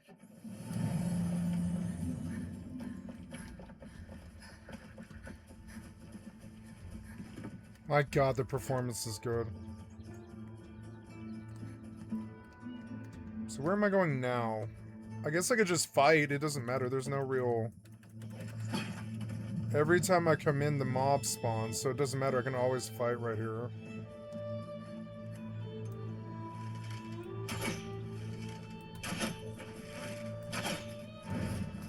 Wait, oh.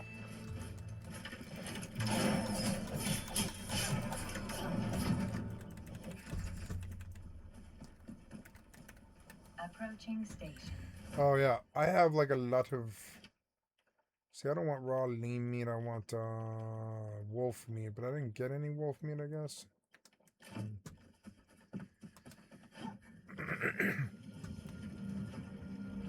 I will eat, it helps.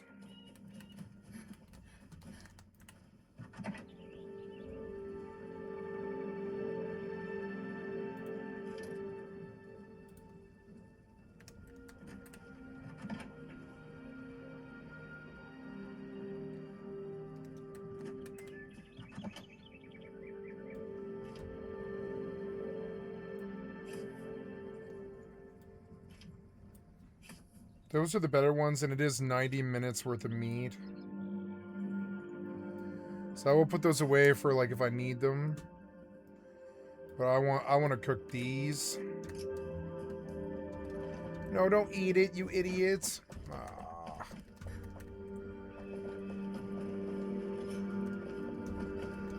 Docking permission requested. Docking permission requested.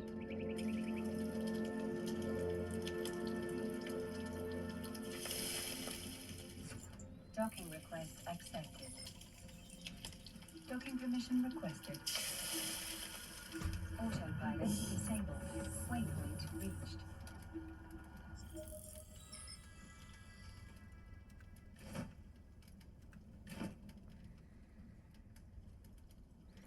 I think I have to wait before I can do it again.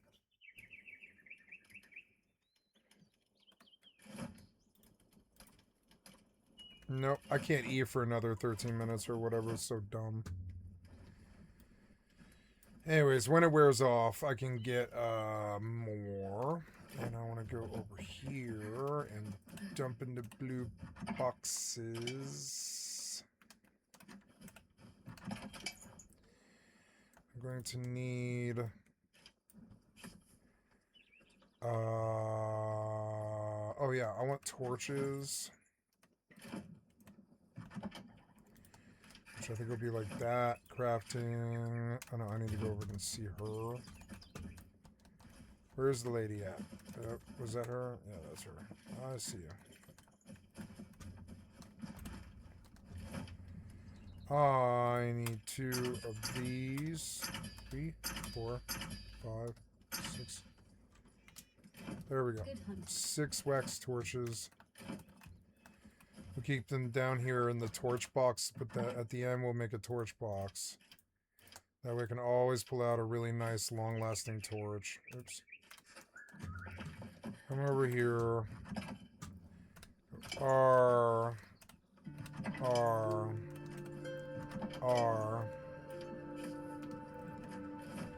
I put my... Oh, what's that? They have 9 damage. These things have 7. Oh, 9 damage. No, these... Oh, yeah, they're so salvage. Go on down. I want that, though. No. Those. And then somewhere in here is a lot of ice bolts. And some heals.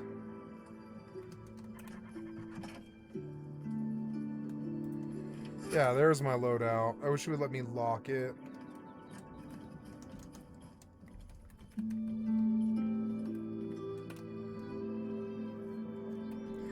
Oh, I thought I was resting. Oops.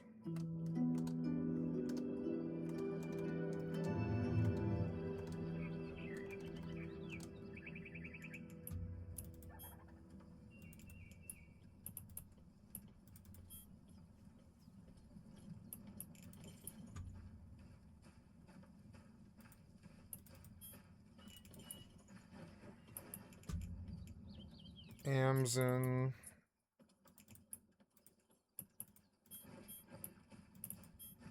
Paconin.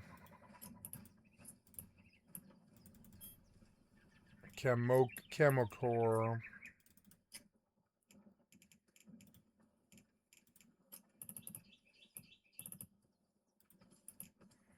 Optimize. Go.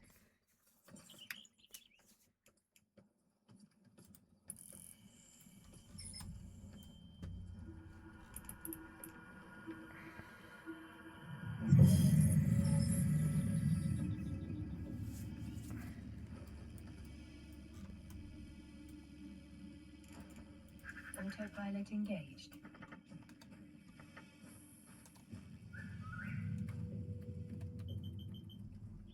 Warping to Stargate. Warp drive active.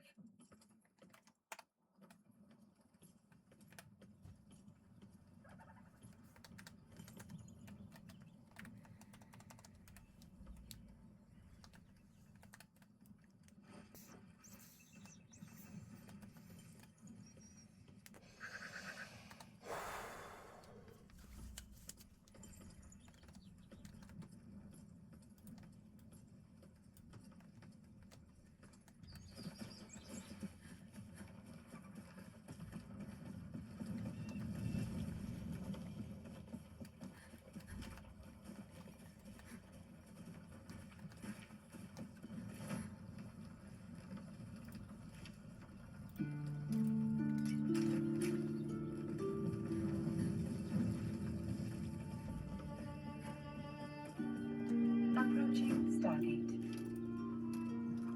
There we go. There's the help bar I want.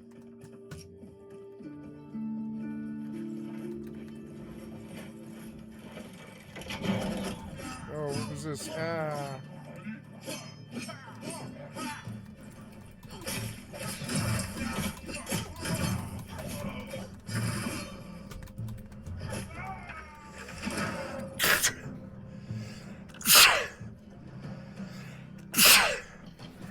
Ah. Is something shooting me?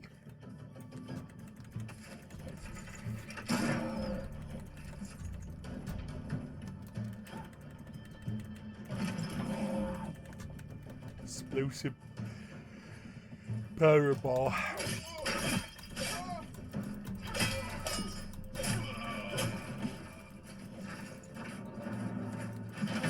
Ooh, makeshift daggers. What damage? 9 damage. Same thing. Warping to Stargate. Warp drive active. I was like, what's making that noise? It was you. So annoying.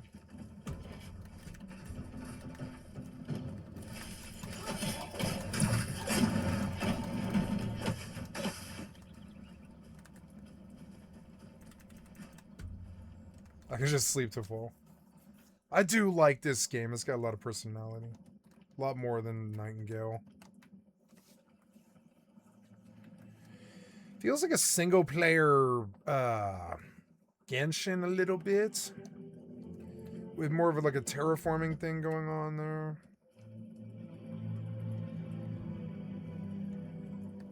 Can I get those books? Yeah, what books?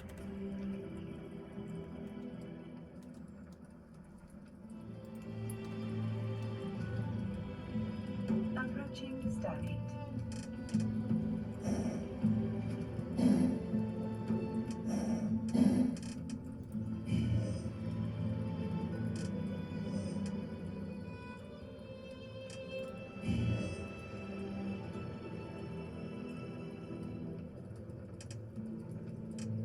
Autopilot jumping.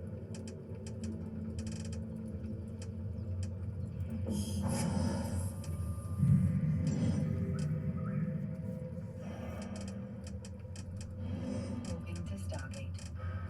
Warp drive active.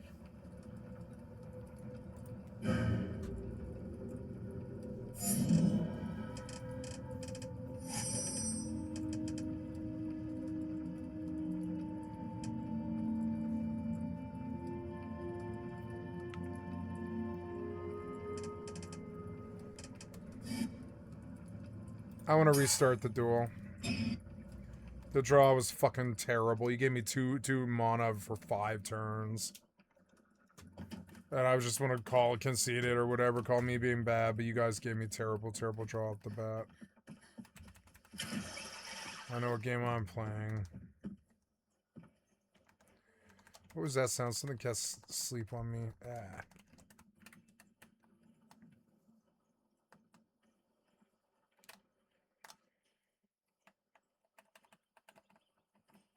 Approaching Stargate. The sheep's asleep, I think, which is very bad.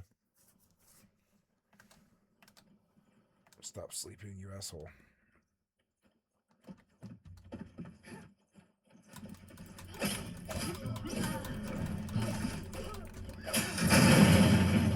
Not too good. But funny. And a lot of loot. So, I mean, it's worth the bandage or whatever. Yeah, it's fine for a couple of bandages. It's not too bad. Probably got more than that. I lost, yeah. I can probably just make string or whatever.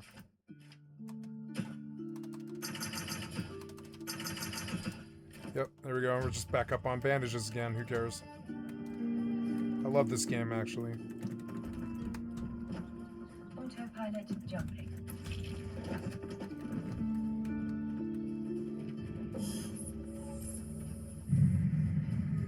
Enshrouded. Oh, there's 5 of them nasty fuckers.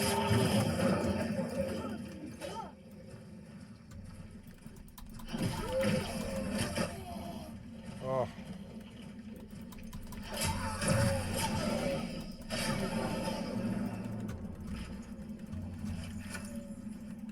Spore. Where do all of those other ones go?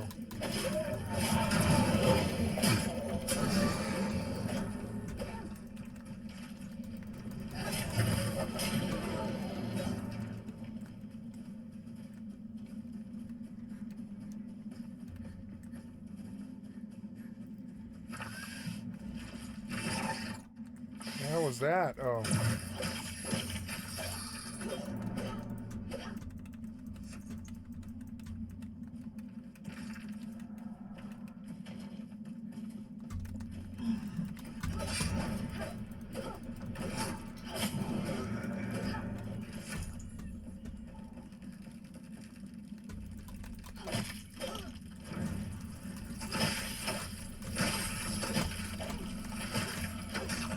That's cool. I can see the XP meter.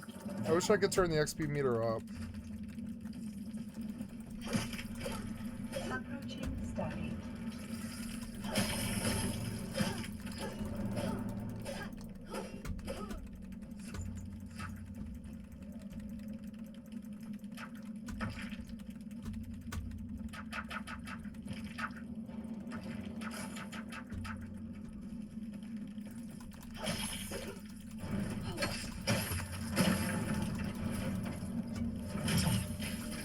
Oops.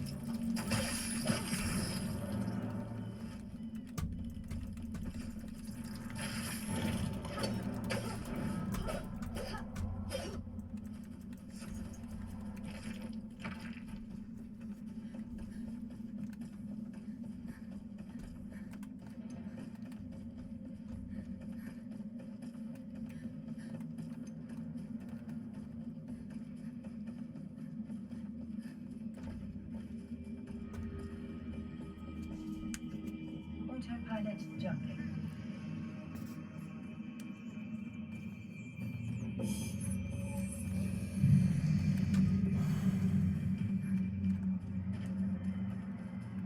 Moving to Stargate. Warp drive active.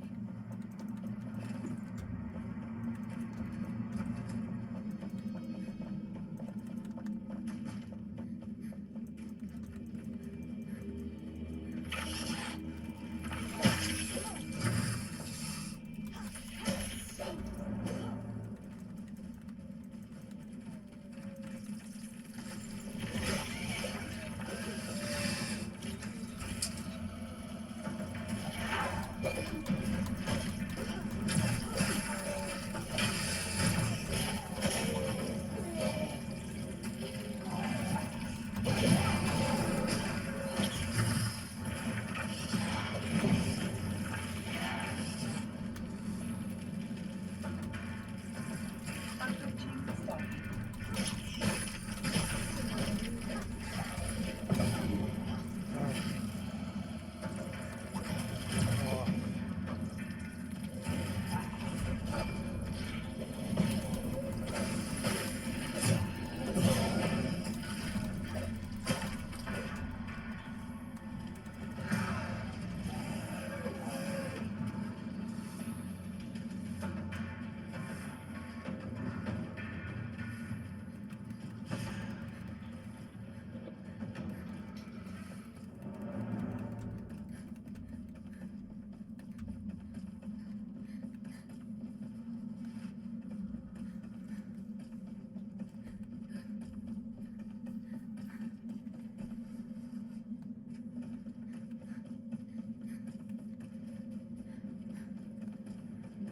Autopilot jumping.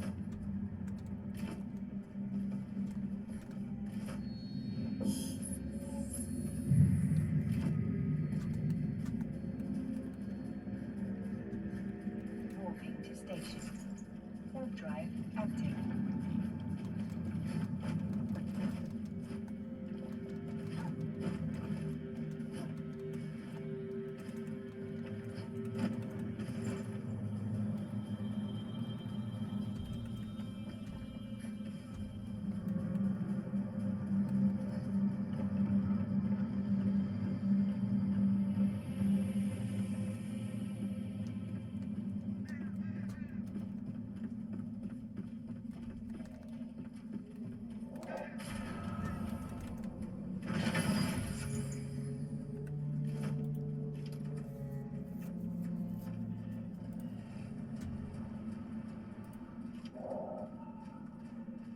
Approaching station.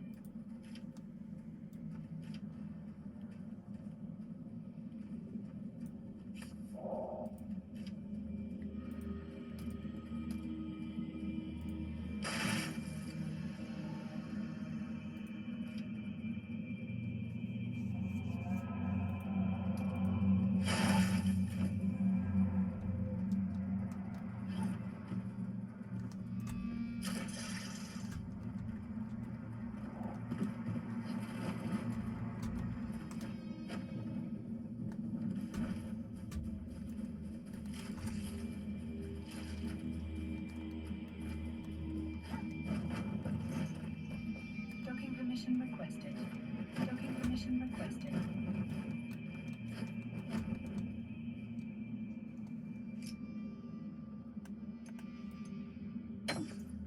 Docking request accepted. Docking permission requested. Autopilot disabled. Waypoint reached.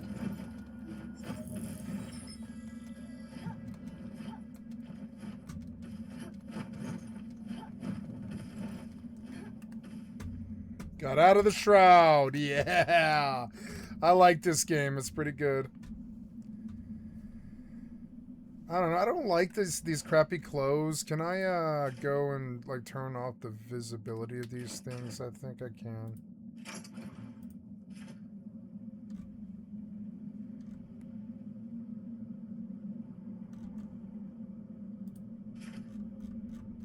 Oh, here we go. Gloves I want, but chest armor on, hide leg armor.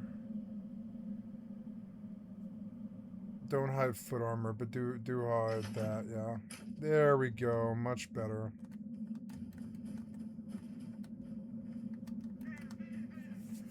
Those crappy clothes don't look too good.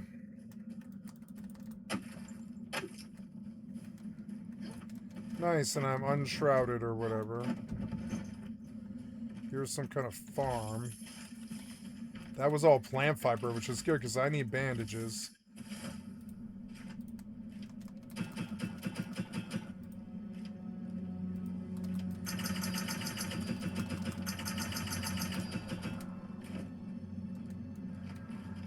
Ooh, wolves.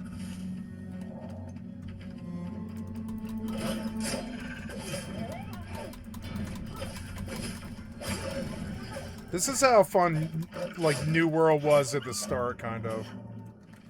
It was a little bit more MMO-ish than this. This is a little bit more single-player-y fast.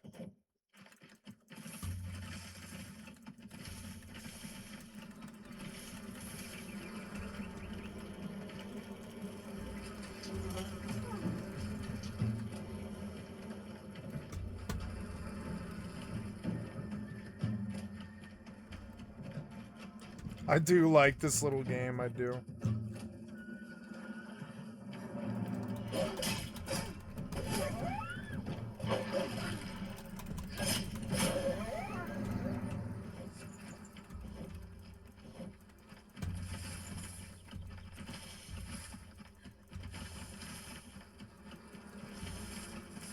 I mean, it's some kind of farm.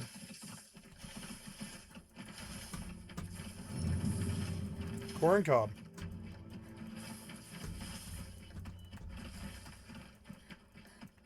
Ooh, more bee stuff.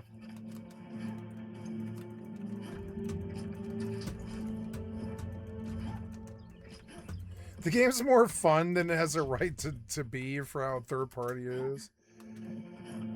But I mean, like, I don't know. Third party developer. There's a goat. But it's like, is it a town or what? Oh no.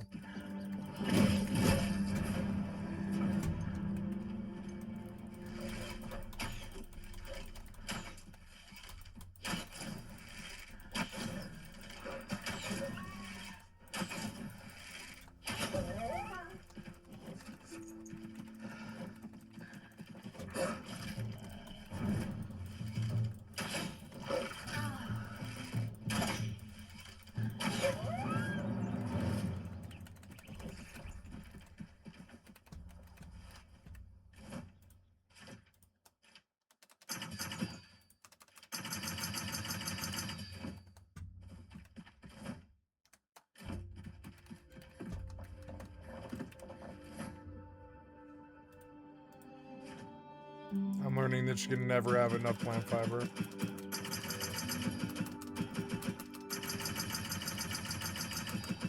Yep, and I was just like, I'll keep 2 stacks of bandages, because, yeah, like...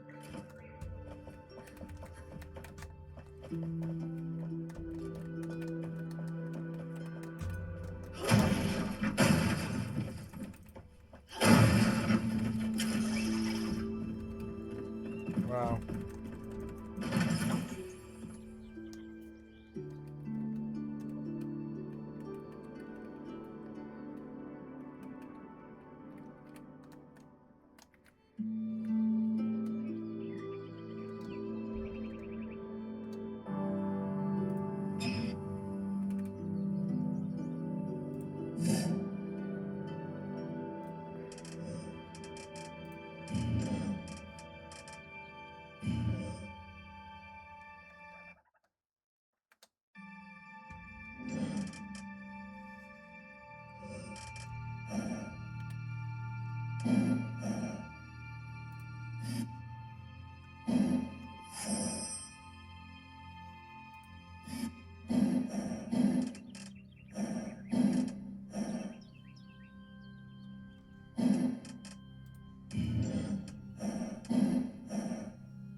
fiery hellhound. Chandra's outrage.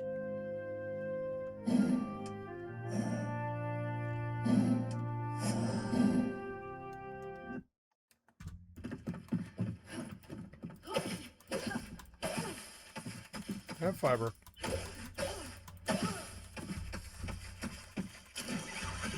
A lot of plant fiber. Nice. That's good, that's good. Yeah, make 4 more fucking bandages or whatever. Oh, I'm out of torn cloth, but that's okay. I've been killing a lot of guys. What the hell? It's like a little mud creek down here. It has such a cool little sense of exploration. Is the mud worth something? What happens if I take some mud? I guess I can't. Odd.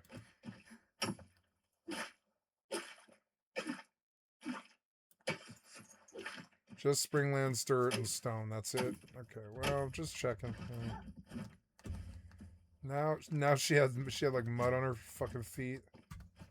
And when she jumped up, you could see the mud on her feet there for a little bit until she rolled.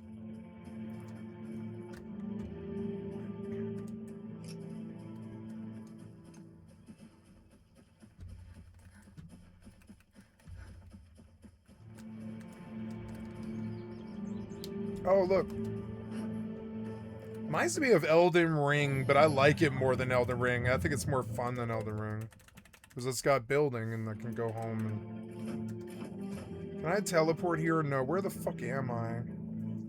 Oh, I can go to the Ancient Spire. Harvest Homestead and Woodguard. So now go home.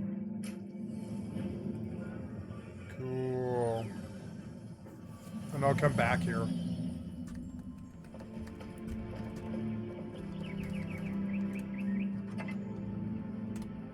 Nope, I want those. Nope, I want those. Maybe if I put them on my bar, they won't get thrown away all the time. I don't really have a place for them. I don't need these potions. Those are probably something I should stack up for later. I'll put the lockpicks on my bar so they stop getting dumped away. And the ammo, yeah, I don't think it dumps the ammo, which is good.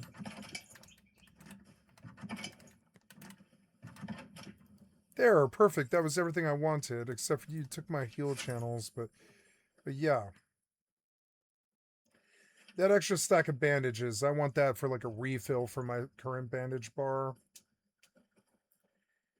Then I dumped a fuck ton of string and cloth. And I just want to make a whole lot of bandages or whatever. No, I think I've got enough now. I don't know. 30's enough. Yeah, 30's probably enough for roaming and stuff.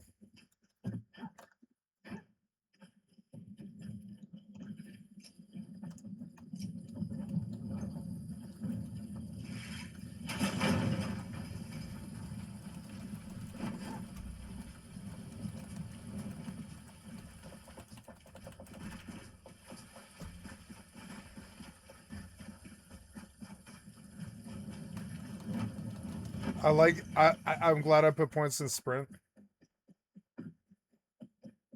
So I guess I can always just teleport out to the Ancient Spire now.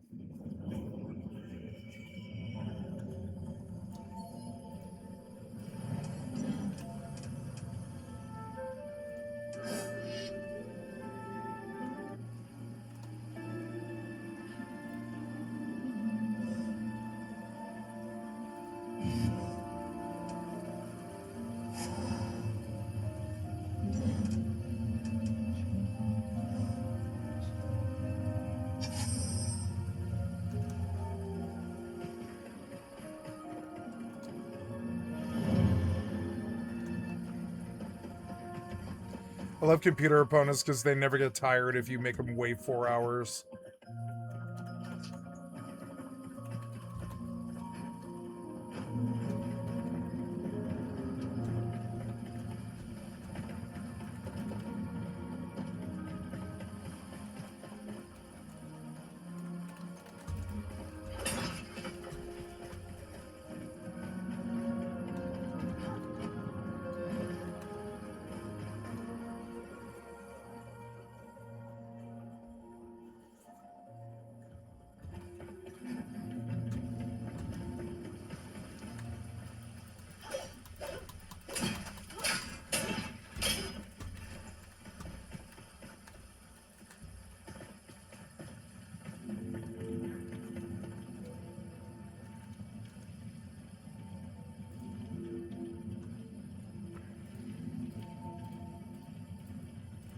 I want to buy Dragon's Dogma 2.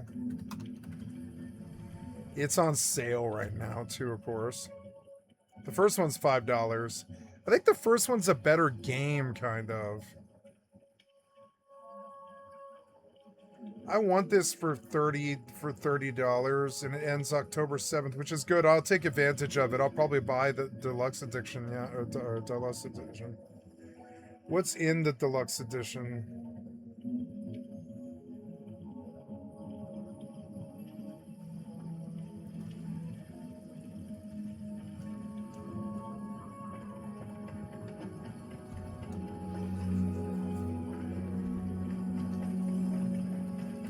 I don't know. I don't want it locking me out of GeForce Now.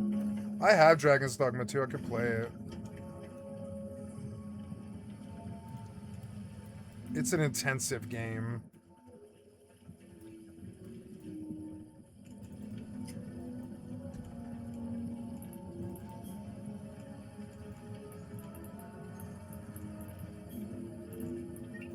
I did not get the loot. I'm an idiot. I have to go back.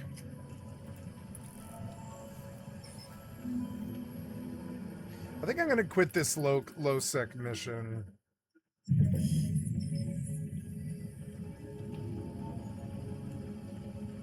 Or I don't know. I don't need to. I can just go back. That's fine. I forgot the inventory. It's stupid.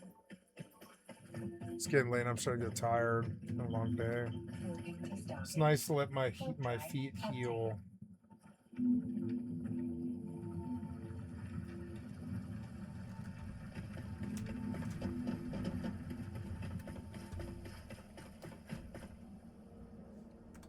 So I can mark stuff like the Harvest Homestead.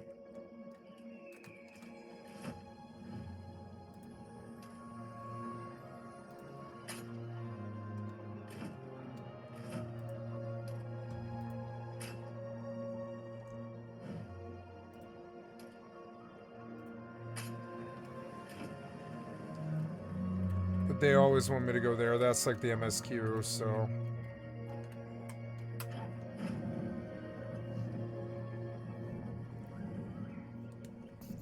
Approaching Stargate.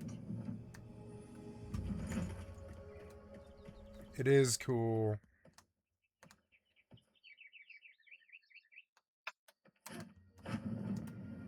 Can't wait to get double jump.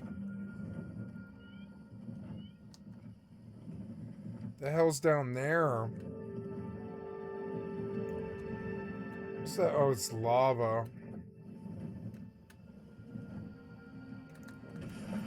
Nice. I like the sense of adventure and flight. It's good.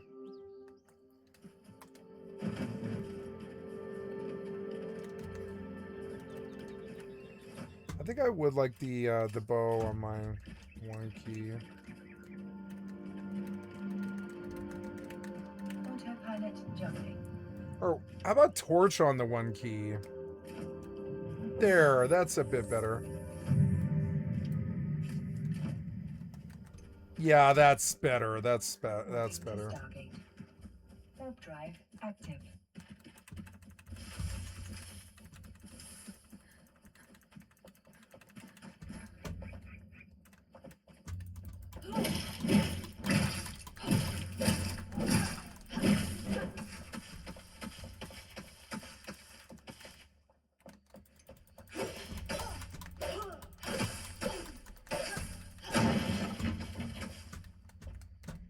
It's dark.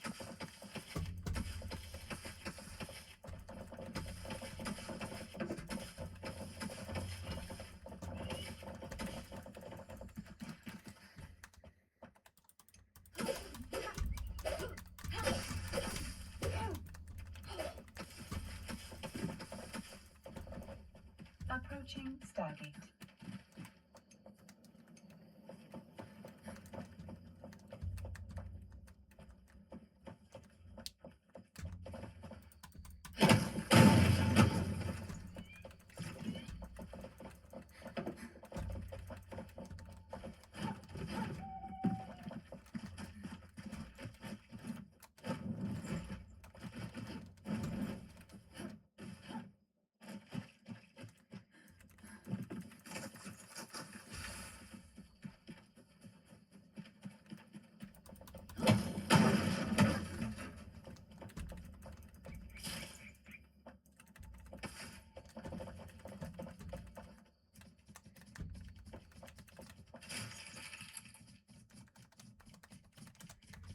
The hell is that sound?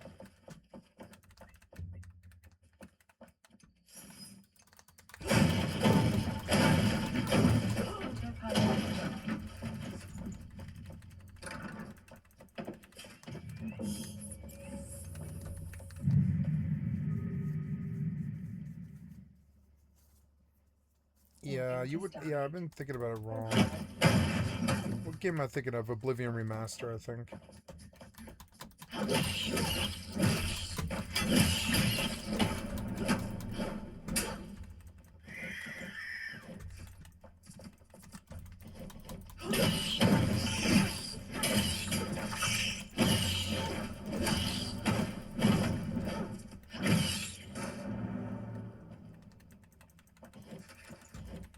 Fur patch, raw lean meat, water, string.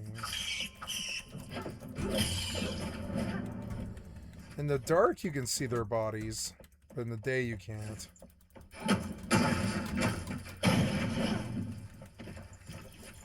I love Enshrouded. I can't stop playing it.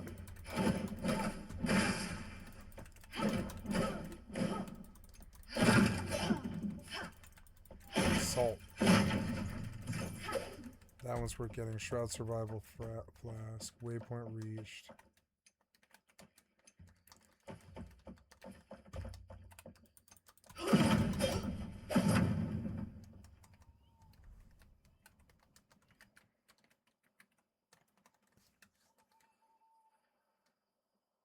Approaching Stargate.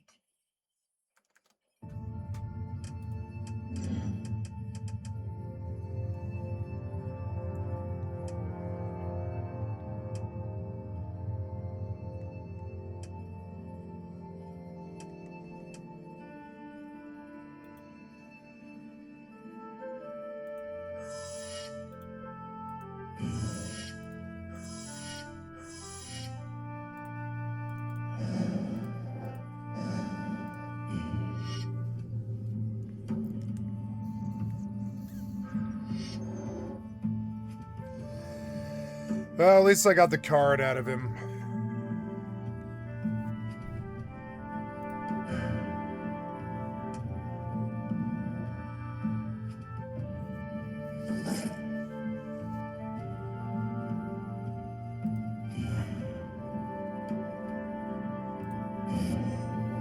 Autopilot jumping.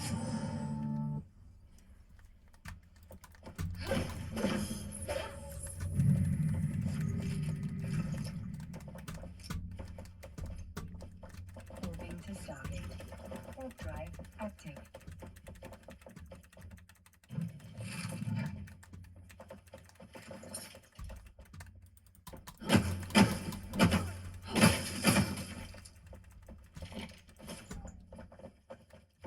Here. Scrap arrow.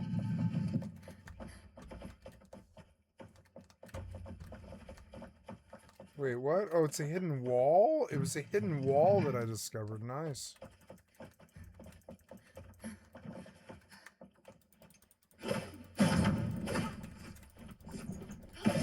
Tar and torn cloth. Not bad. That's not bad. It's good. Nails and string. Those are a lot better than they look.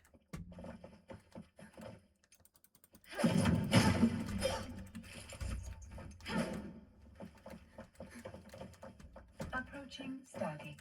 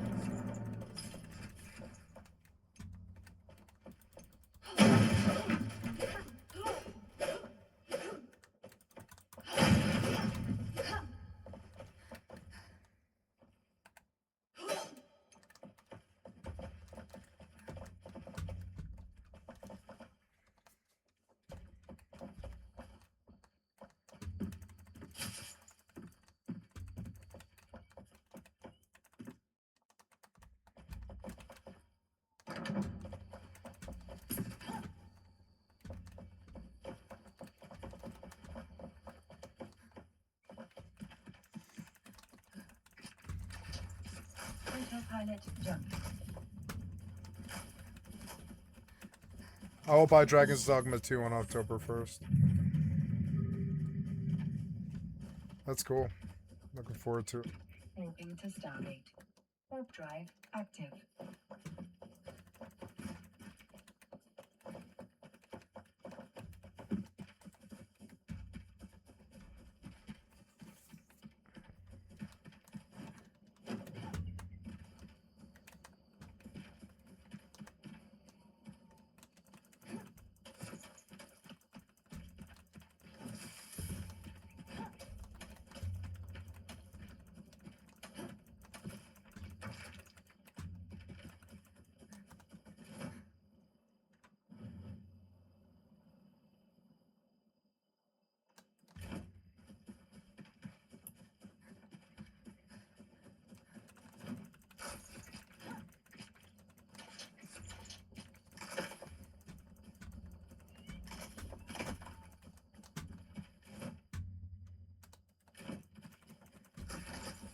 Oh, Approaching Stargate. river of like mud.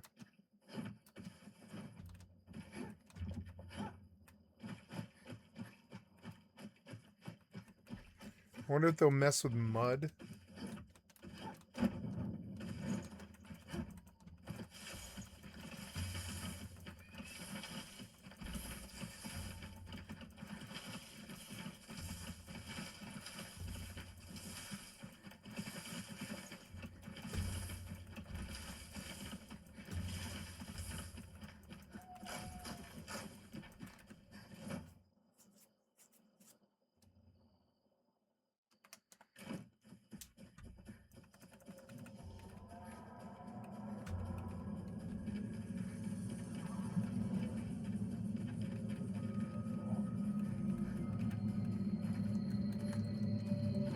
Autopilot jumping.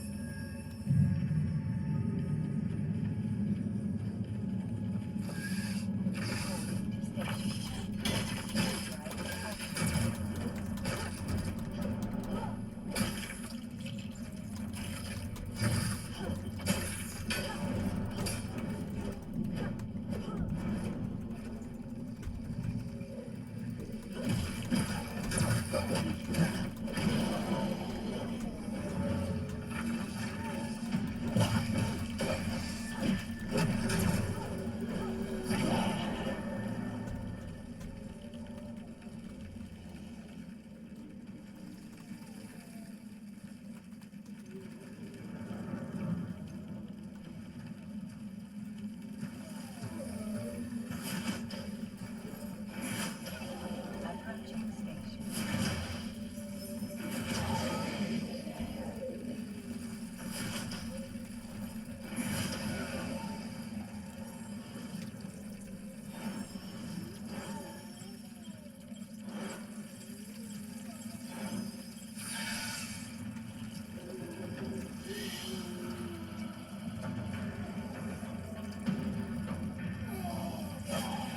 Oh,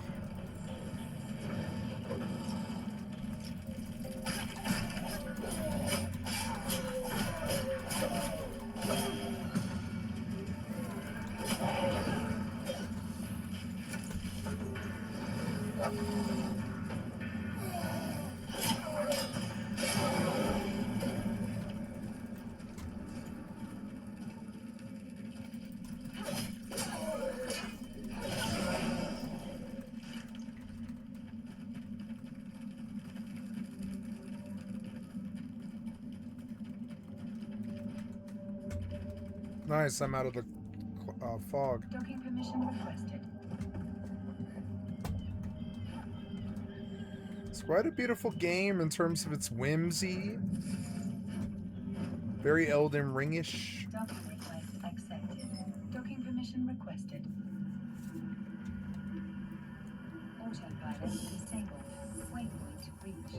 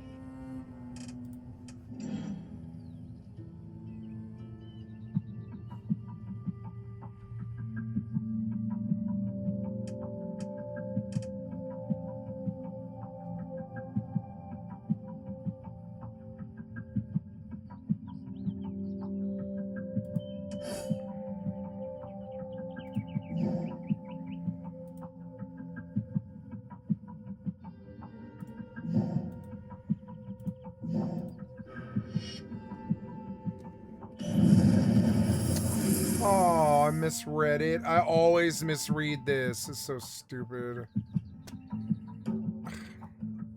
Right, right. I'm sorry. So you're reading it right side up. I'm sorry. I'm thinking about it the other way around. It's dumb.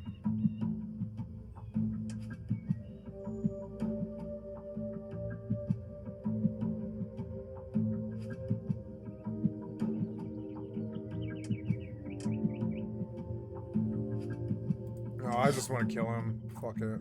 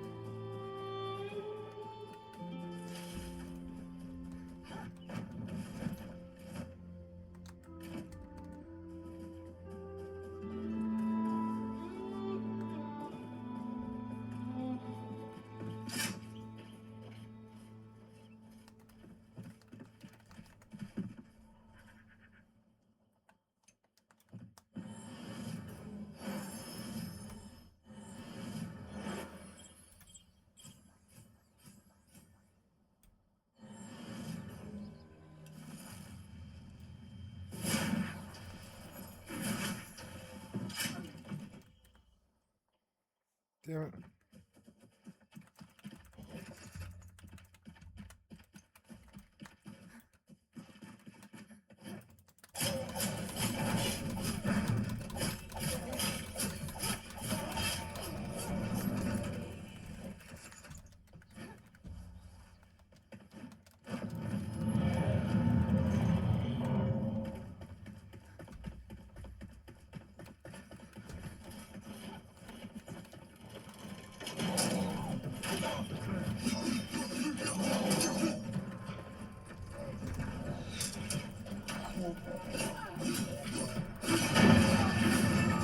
Yeah! Reached level 10, baby. I got an achievement. Nice.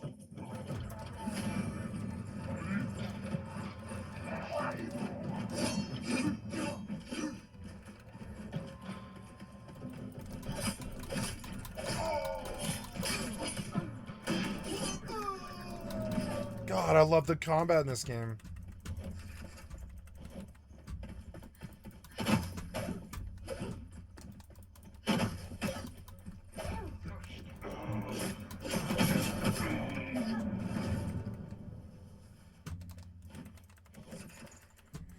I like that there's just drums when they die. There's like drum sound when they die, and I actually really like that. It's like a combat sound. Maybe it's just combat going in and out. I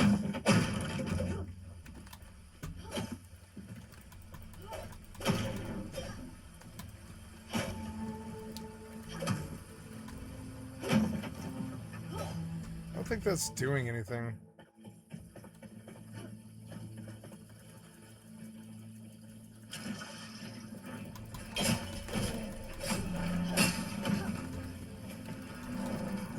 No. Nope. Nope.